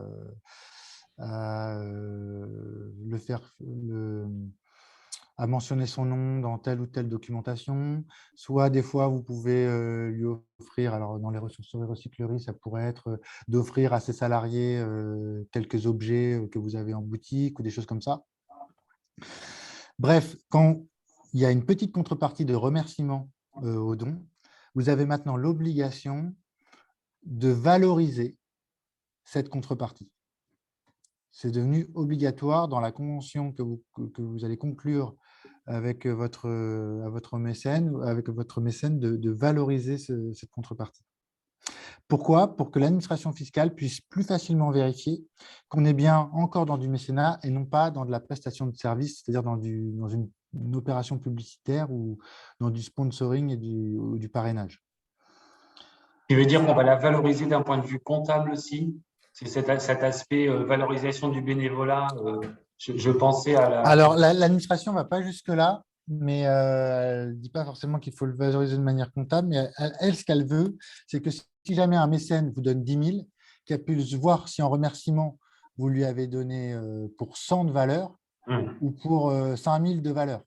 Parce qu'en fonction de ça, elle pourra s'en servir pour remettre en cause la qualification fiscale de l'opération, notamment la requalification classique du mécénat quand il y a trop de contreparties, c'est du parrainage ou du sponsoring, donc du coup, activité lucrative, TVA, IS, etc. Et donc, du coup, il faut quand même avoir ça en tête maintenant, aujourd'hui, quand il y a une conclusion d'une convention de mécénat, il y a vraiment l'obligation de mentionner dedans le montant de la valeur que vous offrez à votre mécène. Et ça, c'est pareil, c'est assez récent. Alors, ce n'est pas du 8 juin, ça datait déjà un peu de l'année dernière ou de… Maintenant, le temps passe vite, mais c'est un petit peu plus ancien, mais ça fait quand même… Je préfère quand même de vous le rappeler pour ceux d'entre vous qui ont des mécènes réguliers dans lesquels vous avez prévu des contreparties aux dons reçus. Voilà, c'était juste ça. De toute façon, je vous ai préparé un petit tableau récapitulatif de toutes ces obligations-là qui vous sera transmis à l'issue de ce webinaire. Les autres points, très rapidement, parce que je vois que l'heure tourne, et comme ça, il faut quand même qu'on boucle, vu qu'il est 16h02. Sur les autres obligations déclaratives comptables, en réalité, il n'y a pas énormément de nouveautés. Pour le coup, c'est plus un rappel. Les textes ont été légèrement repris, mais les principes sont toujours là. Première chose, quand vous recevez plus de 153 000 € de subventions ou de dons, vous devez nommer un commissaire aux comptes et publier vos comptes sur le site officiel du journal officiel. Pour ceux qui ne le savaient pas, sachez que c'est obligatoire. Donc, c'est un petit rappel. Et la loi séparatisme a légèrement modifié ces dispositions-là, mais en fait, c'est un principe qui existait depuis très longtemps. Donc, ce n'est pas vraiment nouveau. Et le montant d'ailleurs de 153 000 € n'a pas bougé depuis que l'euro existe. Sinon, autre petit rappel, pareil, c'est des textes qui ont un tout petit peu bougé, mais c'est des principes qui existaient déjà. Quand vous recevez plus de 153 000 € de dons, vous devez, avant de faire, par exemple, une opération de crowdfunding, faire une déclaration en préfecture d'appel à la générosité publique. Je ne sais pas si ça, vous le saviez d'ailleurs, mais… Ça, là-dessus, à la limite, c'est presque plus un assouplissement par rapport à la situation d'avant, parce qu'avant, dès lors qu'on faisait une campagne nationale, on était obligé de déclarer en préfecture. Maintenant, il y a quand même la notion d'un montant de 153 000 € pour avoir cette obligation de déclaration en préfecture. Donc, si l'exercice précédent, on a reçu plus de 153 000 € de dons et qu'on a l'intention de lancer une campagne de collecte, vous devez faire une déclaration préalable en préfecture. Ou si en cours d'exercice, vous atteignez ce montant, vous devez aussi faire une déclaration en préfecture. Et enfin, dernier point, en matière comptable, alors là, c'est pas lié à la loi séparatisme, c'est plus lié à la loi, enfin même pas à la loi, au nouveau règlement comptable de 2018 qui a été adopté par l'autorité des normes comptables. Il y avait avant une obligation, quand vous aviez plus de 153 000 € de dons, de produire ce qu'on appelle un compte emploi ressources qui permettait de regarder combien vous aviez collecté de dons et comment vous les aviez utilisés et quelle était la part de frais de collecte dedans. Et en fait, depuis 2020, si je ne dis pas de bêtises, depuis l'entrée en vigueur du nouveau règlement comptable, il y a un nouveau document en plus du compte emploi ressources qui a fait son apparition. C'est le compte de résultats par origine et destination. Je vous en parle parce que j'ai vu, là c'est la période des AG, et j'ai vu les premiers commissaires aux comptes présenter ces CROD, comme on dit, en assemblée. Donc là, c'est pareil, quand vous commencez à avoir des niveaux de dons un peu importants et que vous avez un CAC, vous avez cette nouvelle pièce comptable à mettre à disposition. Voilà. Et enfin, pour terminer peut-être je peux prendre une ou deux questions là-dessus si jamais il y a besoin, mais ce n'est pas vraiment nouveau en réalité. Ça a plus été… Ça répondait au flou et l'origine en fait de ce webinaire-là, où un adhérent avait bloqué sur le 20 000 € en disant « je ne peux pas produire de CERFA supérieur à 20 000 € sur le reçu fiscal ». Ah voilà, alors ça c'est par Et rapport là, aux il y avait un avantages fiscaux. mélange entre entreprises, entre donateurs et bénéficiaires. En fait, c'est pour ça qu'il fallait reposer les choses en fait dans ce Ah, ok, webinaire. alors très bien. Alors sur les avantages fiscaux justement, alors déjà je confirme par rapport à la question qui vous a été posée que le bénéficiaire en tant que tel, l'organisme bénéficiaire des dons, il peut émettre autant de reçus fiscaux qu'il veut tant qu'il se considère d'intérêt général. Il n'y a aucun plafond pour lui. Et d'ailleurs, on peut très bien imaginer qu'une entreprise fasse un don qui va largement au-delà normalement du plafond de l'avantage fiscal, mais et choisissent économiquement en fait, de faire un don supérieur à l'avantage fiscal qu'il peut en retirer. Donc, pour rappel, juste pour mémoire, en matière de mécénat d'entreprise, la réduction d'impôt auquel donne droit le don équivaut à 60% du montant du don. D'accord ? Il y a à ça deux limites, soit 20 000 €, soit 0,5 pour 1000 0,5% du chiffre d'affaires. On dit aussi 5 pour 1000. Ça, c'est pour les dons qui vont jusqu'à 2 millions. Et au-delà de 2 millions de dons, c'est non pas 60%, l'avantage fiscal, c'est 40%. C'était pour éviter l'optimisation fiscale effrénée que faisaient certains grands groupes, notamment dans tout ce qui était mécénat pour l'art contemporain ou des choses comme ça, où on avait des montants astronomiques de dons et donc des réductions d'impôts gigantesques. Donc, ils ont un petit peu calmé le jeu avec cette limite de 2 millions. Mais ça, en gros, voilà, c'est ce qu'il faut retenir effectivement, c'est que les entreprises, elles peuvent obtenir une réduction d'impôt, mais dans la limite soit de 20 000 € pour les petites, soit de 0,5% de leur chiffre d'affaires pour les plus grosses. Je vous ai listé tous les types d'organismes qui peuvent émettre des reçus fiscaux, mais vous, la catégorie dans laquelle vous êtes, c'est les œuvres ou organismes d'intérêt général. C'est pour ça que j'ai passé autant de temps au début de la réunion pour vous rappeler qu'est-ce que ça veut dire d'intérêt général au sens fiscal. Ça, c'est pour les entreprises. Et pour les particuliers, le montant, c'est 66% du montant des dons qui vous sont consentis. Et la réduction de l'impôt, c'est dans la limite de 20% du revenu imposable, sachant que s'ils n'ont pas tout utilisé une année, ils peuvent reporter sur les 5 années suivantes. Après, il y a des taux un petit peu plus élevés. Je l'ai mis en bas juste pour, si jamais par curiosité, si jamais vous aviez déjà entendu parler de ça. Ça peut atteindre 75% de réduction pour des dons en faveur de ce qu'on appelle les associations à amendement Coluche, c'est-à-dire la fourniture gratuite de repas, de soins, d'aide au logement. Et clairement, c'était un dispositif qui avait été fait pour les Restos du Cœur à l'époque et qui est donc un tout petit peu plus avantageux que le régime classique. Mais pour vous, les ressourceries et recycleries, on est plutôt sur le taux de droit commun de 66%. Voilà, je crois que du coup, j'ai fait le tour. Il y a un autre avantage fiscal pour les particuliers, mais c'est l'impôt sur la fortune immobilière. Je n'ai pas fait de slide dessus parce que c'est quand même beaucoup plus rare.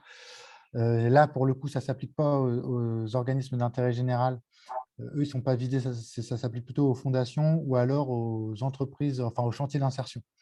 Donc, pour certains chantiers, pour ceux d'entre vous qui sont chantiers d'insertion, ils peuvent essayer d'aller chercher ce qu'on appelle des grands donateurs, c'est des grandes fortunes qui peuvent avoir une réduction d'impôt de 75% du don qui vous concentre dans la limite de 50 000 euros.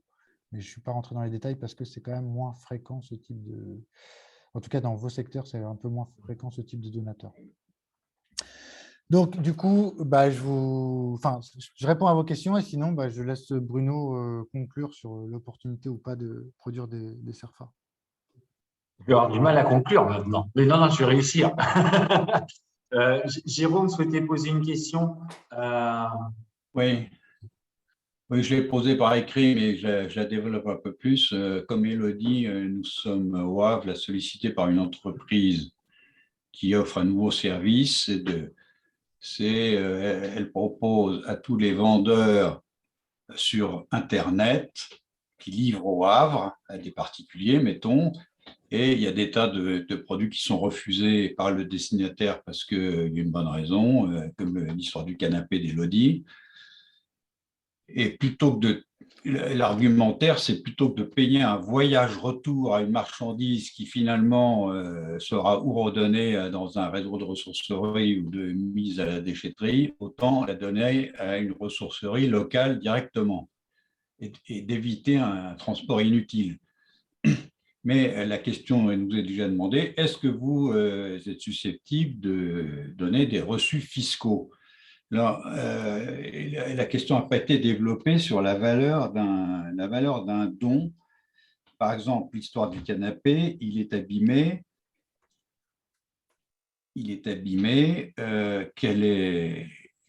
Si le vendeur déclare la valeur du canapé, c'est évident que ce canapé n'a plus sa valeur d'origine puisqu'il est abîmé. Alors, comme c'est un don, est-ce que c'est valeur zéro ou est-ce que c'est une valeur d'un canapé d'occasion abîmé sur lequel la ressourcerie va le revendre 100 balles, donc il vaut 100 balles. Je ne sais pas quelle est la valeur.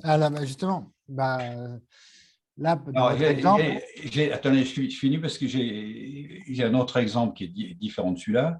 C'est maintenant des sociétés de grande distribution, genre Auchan, qui nous a donné pas mal d'objets invendus, plein de petits objets, des tasses, des ceci, des cela, de la vaisselle, invendus.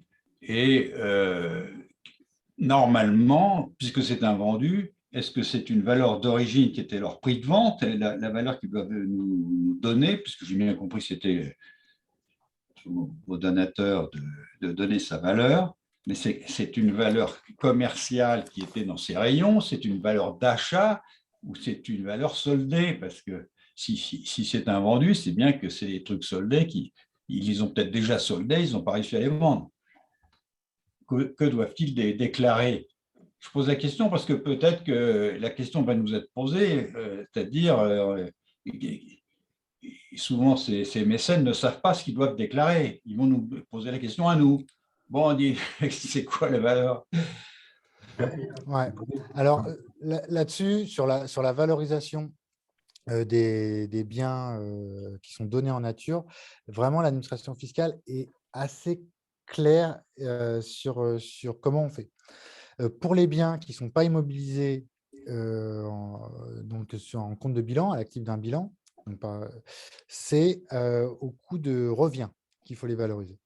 Si c'est des biens qui ont été valorisés, qui ont été immobilisés, dans ce cas-là, ça doit être ben, au prix de vente. Non, pardon, à la valeur de cession d'un point de vue sortie d'immobilisation. Donc, en fait, c'est la valeur qu'ils ont qui normalement devrait être utilisée pour calculer une plus-value ou une moins-value. Mais dans votre exemple, par exemple, dans votre exemple, effectivement, ça pose vraiment la question de l'opportunité d'émettre un reçu fiscal si c'est un invendu et qu'on considère que quelque part, normalement, ça devrait être perdu et que justement, le prix de cession, c'est 0, quoi. Très souvent, ils arrivent sur le prix d'achat, en fait, avant marge et vente. Alors, est-ce que c'est sur le Donc, prix ils se d'achat mettent ou sur le coût de revient, alors. est-ce Eux, ils qu'on se doit mettent sur le coût de plaider revient. ça valeur zéro, votre affaire, je ne sais pas. Mais comme ce n'est pas à nous de fixer le prix, forcément que le donateur il va avoir tendance à dire c'est le prix de revient ou c'est le prix d'achat. Là, c'est intéressant parce que si c'est un invendu, c'est-à-dire qu'il n'y a plus de marché pour ce bien. Donc, ça veut dire qu'en fait, il n'y a pas vraiment de… Oui, mais le prix de revient, ce n'est pas un prix de marché. Si la loi dit c'est le prix de revient, c'est le prix de revient.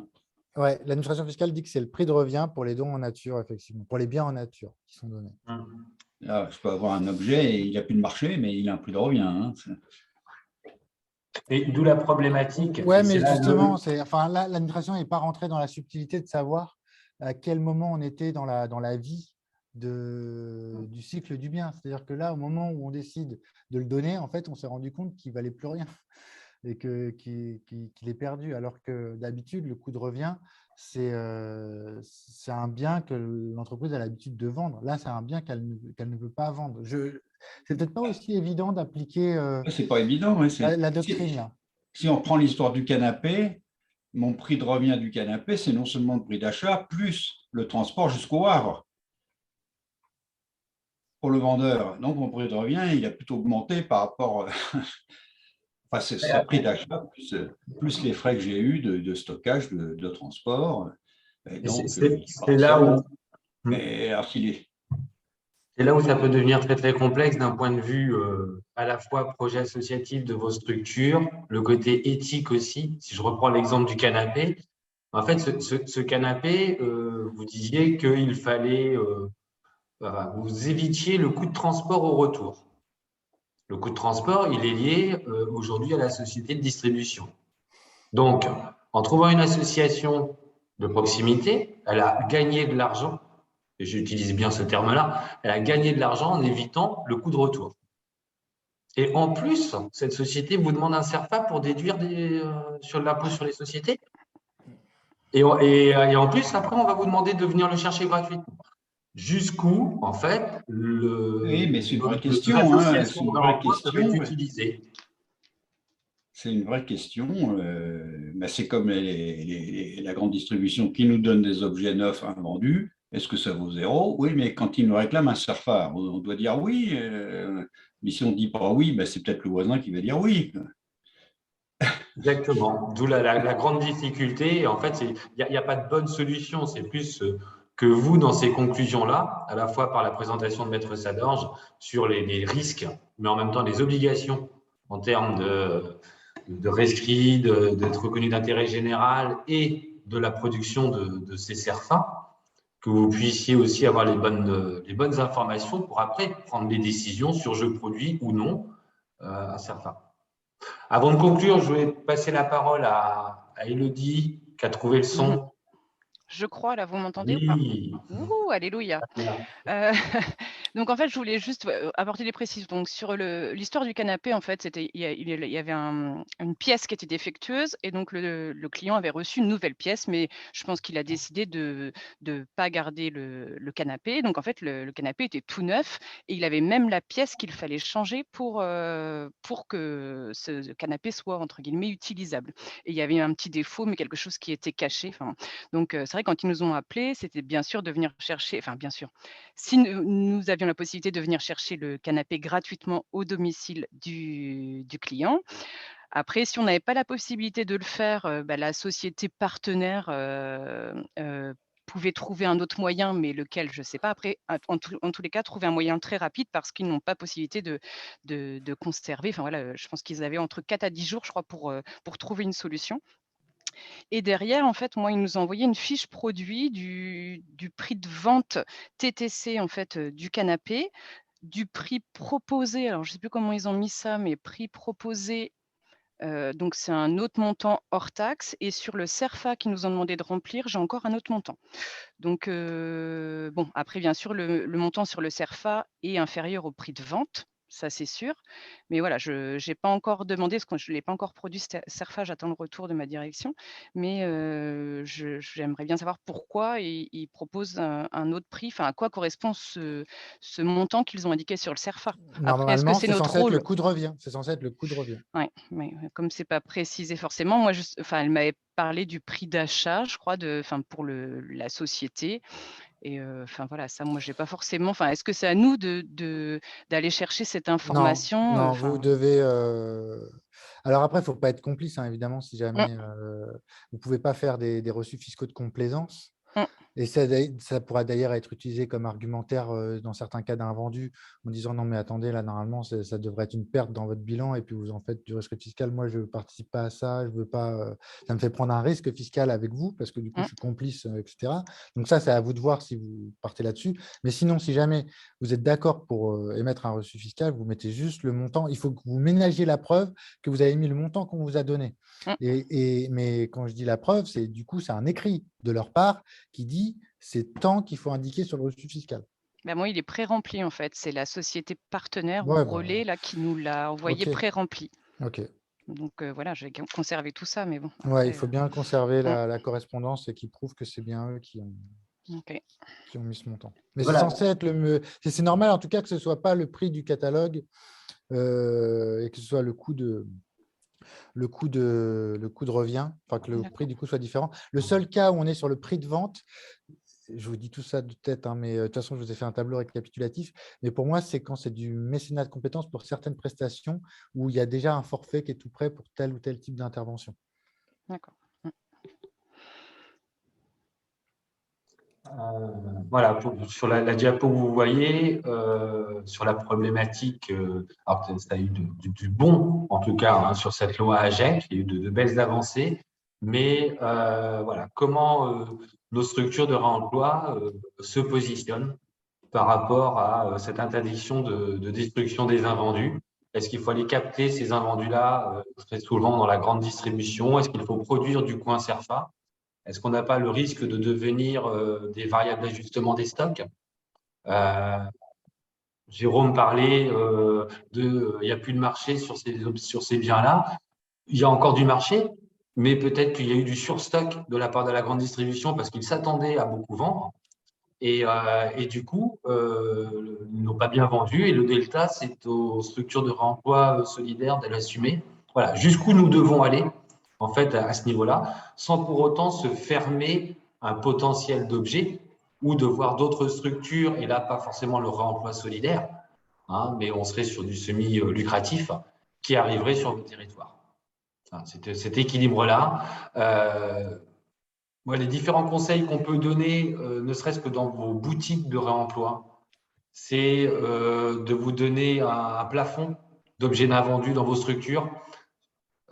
Sinon, vous dénaturez en fait votre projet de territoire et votre projet de réemploi. 20-25% d'invendus dans la boutique, ça peut avoir du sens parce que vous arrivez à capter de l'invendu. Si vous vous mettez à avoir 80% d'invendus dans votre boutique, je vous invite à changer de nom et de vous appeler Noz ou autre. Et là, ça correspondra plus à ce que vous faites comme activité. Je vous titille un peu, hein, bien sûr. Mais, voilà.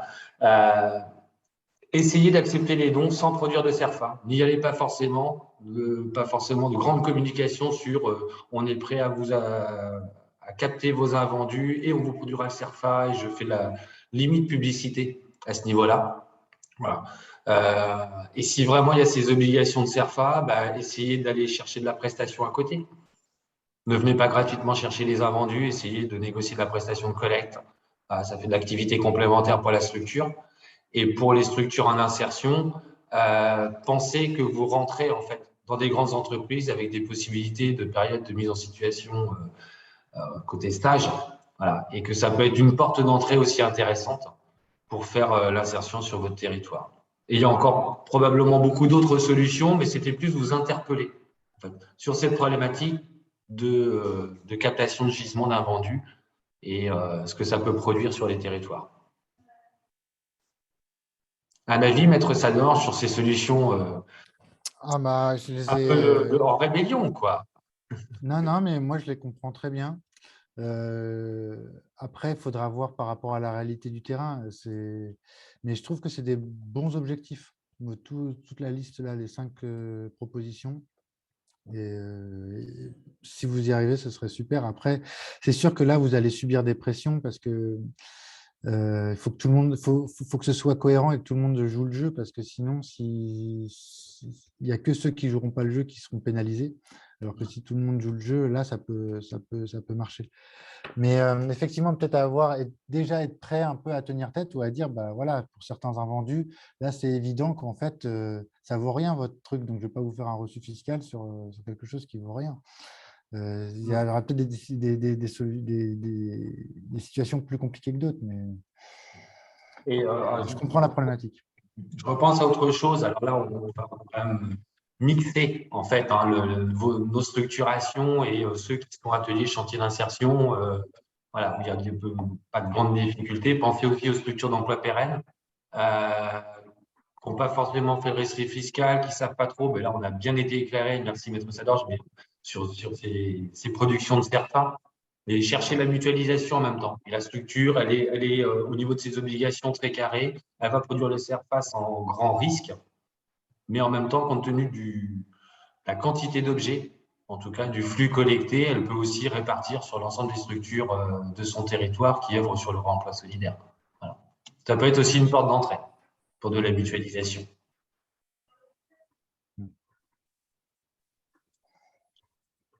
Si vous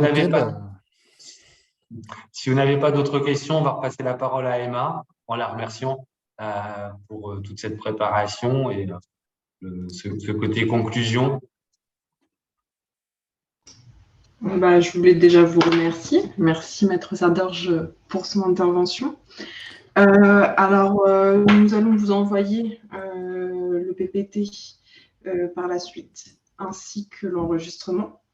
Donc ça va vous permettre aussi peut-être de revenir sur certains points et de vous repencher en tout cas sur tous les éléments qui vous ont été apportés tout le long du webinaire. Et puis je pense que j'ai à peu près tout dit et qu'on vous souhaite une excellente fin de journée à vous tous et à très bientôt. Bonne fin de journée. Bravo d'avoir survécu. Au revoir. Merci beaucoup. Au revoir. Au revoir. Au revoir à tous. Au revoir à tous. Merci beaucoup. Merci.